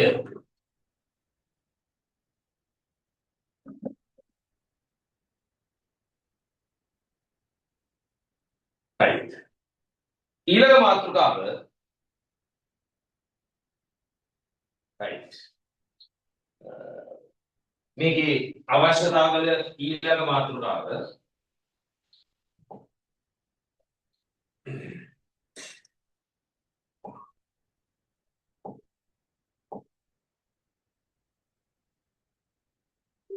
right. අපි අවශ්‍යතා ලියුවා. ජීවත් වීම සඳහා අනිවාර්යයෙන්ම සපුරා ගත යුතු කායික හා මානසික තත්ත්ව අවශ්‍යතා. උදාහරණ අපි ආහාර, නිවාස, ඇඳුම්, ජලය කියලා ලියුවනේ. right. ජීවත් වීම සඳහා අනිවාර්යයෙන්ම සපුරා ගත යුතු කායික හා මානසික තත්ත්ව අවශ්‍යතා. උදාහරණ ලියුවා මොනවද ලියුවේ? ආහාර, නිවාස, ඇඳුම්, ජලය. අපි කතා කරනවා අවශ්‍යතා බිහිවීමට හේතු. මේක හොඳ මාතෘකාවක්. මම කතා කරනවා අවශ්‍යතා බිහි වෙන්න හේතු. right. උදාහරණ මෙහෙමයි. මම මෙතන ගන්නවා මිනිහෙකුට තියෙන අවශ්‍යතා. ආහාර, නිවාස, ඇඳුම්, ජලය. අපි මේ කතා කරන්නේ අවශ්‍යතා බිහි වෙන්න හේතු. වැඩේ කියන්නේ පුතා අවශ්‍යතාවයේ බිහි වෙන්න හේතුව වෙනස්. ආහාර කියන අවශ්‍යතාවය ඇති වෙන්නේ කුසගින්න නිසා. බඩගින්න තියෙන නිසා තමයි අපිට ආහාර ඕන.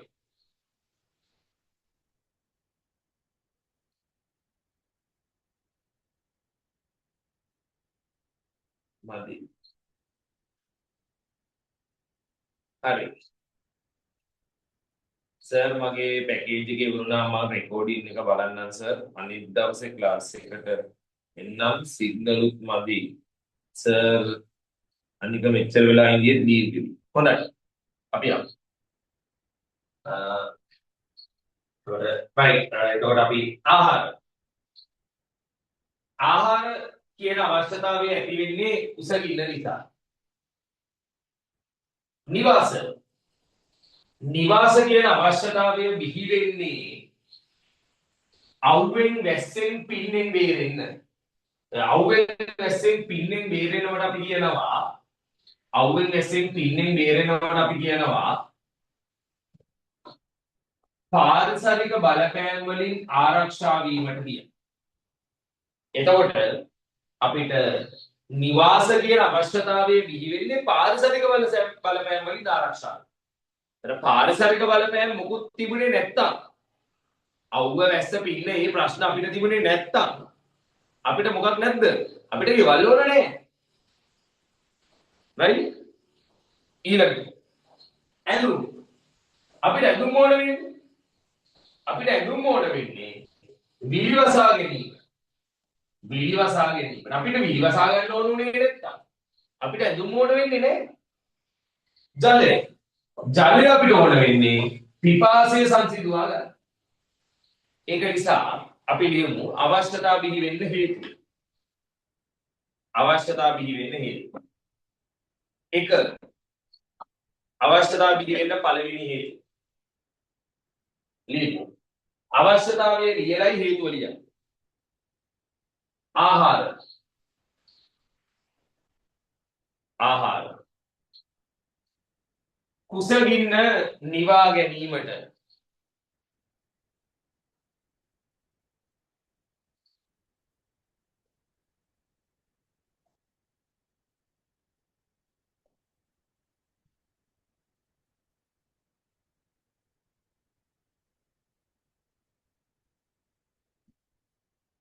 දෙක නිවාස.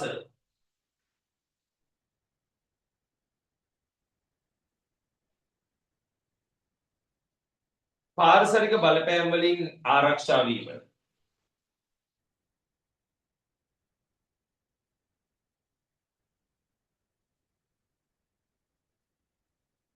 තුන ඇඳුම්.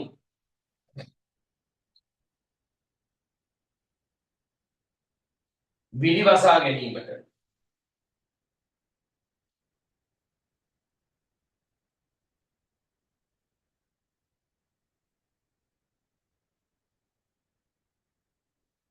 ජලය.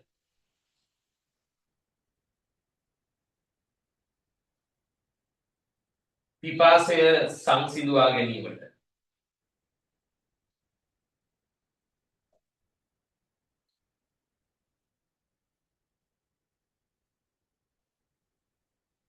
right. අපි අද කතා කරන අන්තිම මාතෘකාව අවශ්‍යතාවල ලක්ෂණ. අපි කතා කරන අන්තිම මාතෘකාව අවශ්‍යතාවල ලක්ෂණ. ඔව්. එහෙමයි අපි කතා කරන්න තියෙන්නේ. අපි කතා කරා අවශ්‍යතා, අවශ්‍යතාවලට උදාහරණ, අවශ්‍යතා බිහි වෙන්න හේතු, අවශ්‍යතාවල ලක්ෂණ. හොඳයි. right. ඔයාලා දන්නවා මෙහෙම. මුලින්ම ඇති වෙන්නේ අවශ්‍යතා දුවමනාද? මුලින්ම ඇති වෙන්නේ අවශ්‍යතා. right. මිනිහෙකුට මුලින්ම ඇති වෙන්නේ අවශ්‍යතා.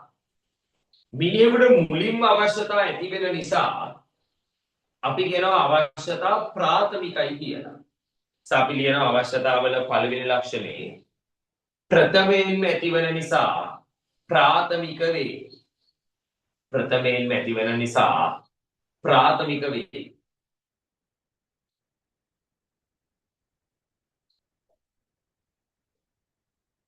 ප්‍රථමයෙන්ම ඇතිවන නිසා ප්‍රාථමික වේ.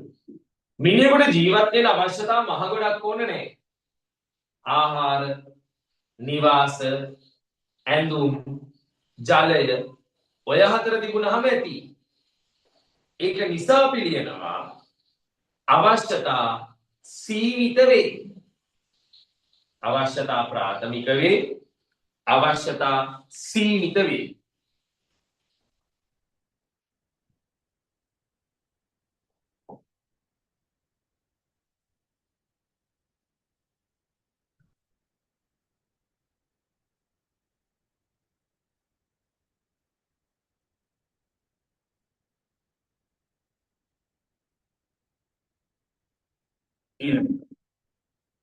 මිනිහෙකුට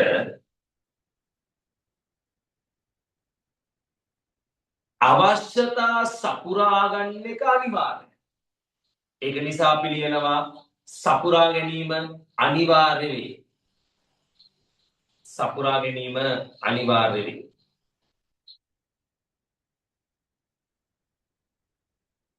ජීවත් වෙන්න සපුරා ගන්න එක අනිවාර්යයි. හැබැයි ඔයාලා දන්නවා ව්‍යාපාරිකයෝ මාකට් එකට දාන්නේ භාණ්ඩ දානවා කියලා කියන්නේ ඒව උවමන. ව්‍යාපාරිකයන්ට මොනව කරන්න බැරිද පුතා? අවශ්‍යතා හදන්න බෑ. ඒව අපේ මානව උත්පත්තියත් එක්ක ජනිත වෙනවා. ඒක නිසා ලියනවා මානව උත්පත්තියත් සමග ජනිත වේ. මානව උත්පත්තියත් සමග ජනිත වේ. ඇලෙයිරක් නිර්මාණය කළ නොහැක.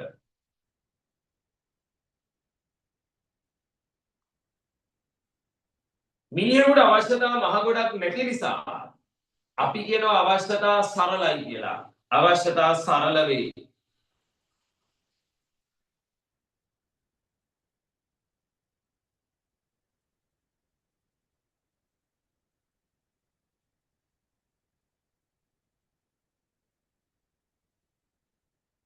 ආහාර කියන එක, නිවාස කියන එක, ඇඳුම් කියන එක මේ අපි හැමෝටම එක වගේ බලපානවා. නිසා ලියනවා අපි අවශ්‍යතා පොදු වේ කියලා. අවශ්‍යතා පොදු වේ. right. අපි යුවමනා කියන මාතෘකාව ඉඳන් ඊළඟ දවසේ කතා කරමු. right. හැමෝටම සුබ දවසක්.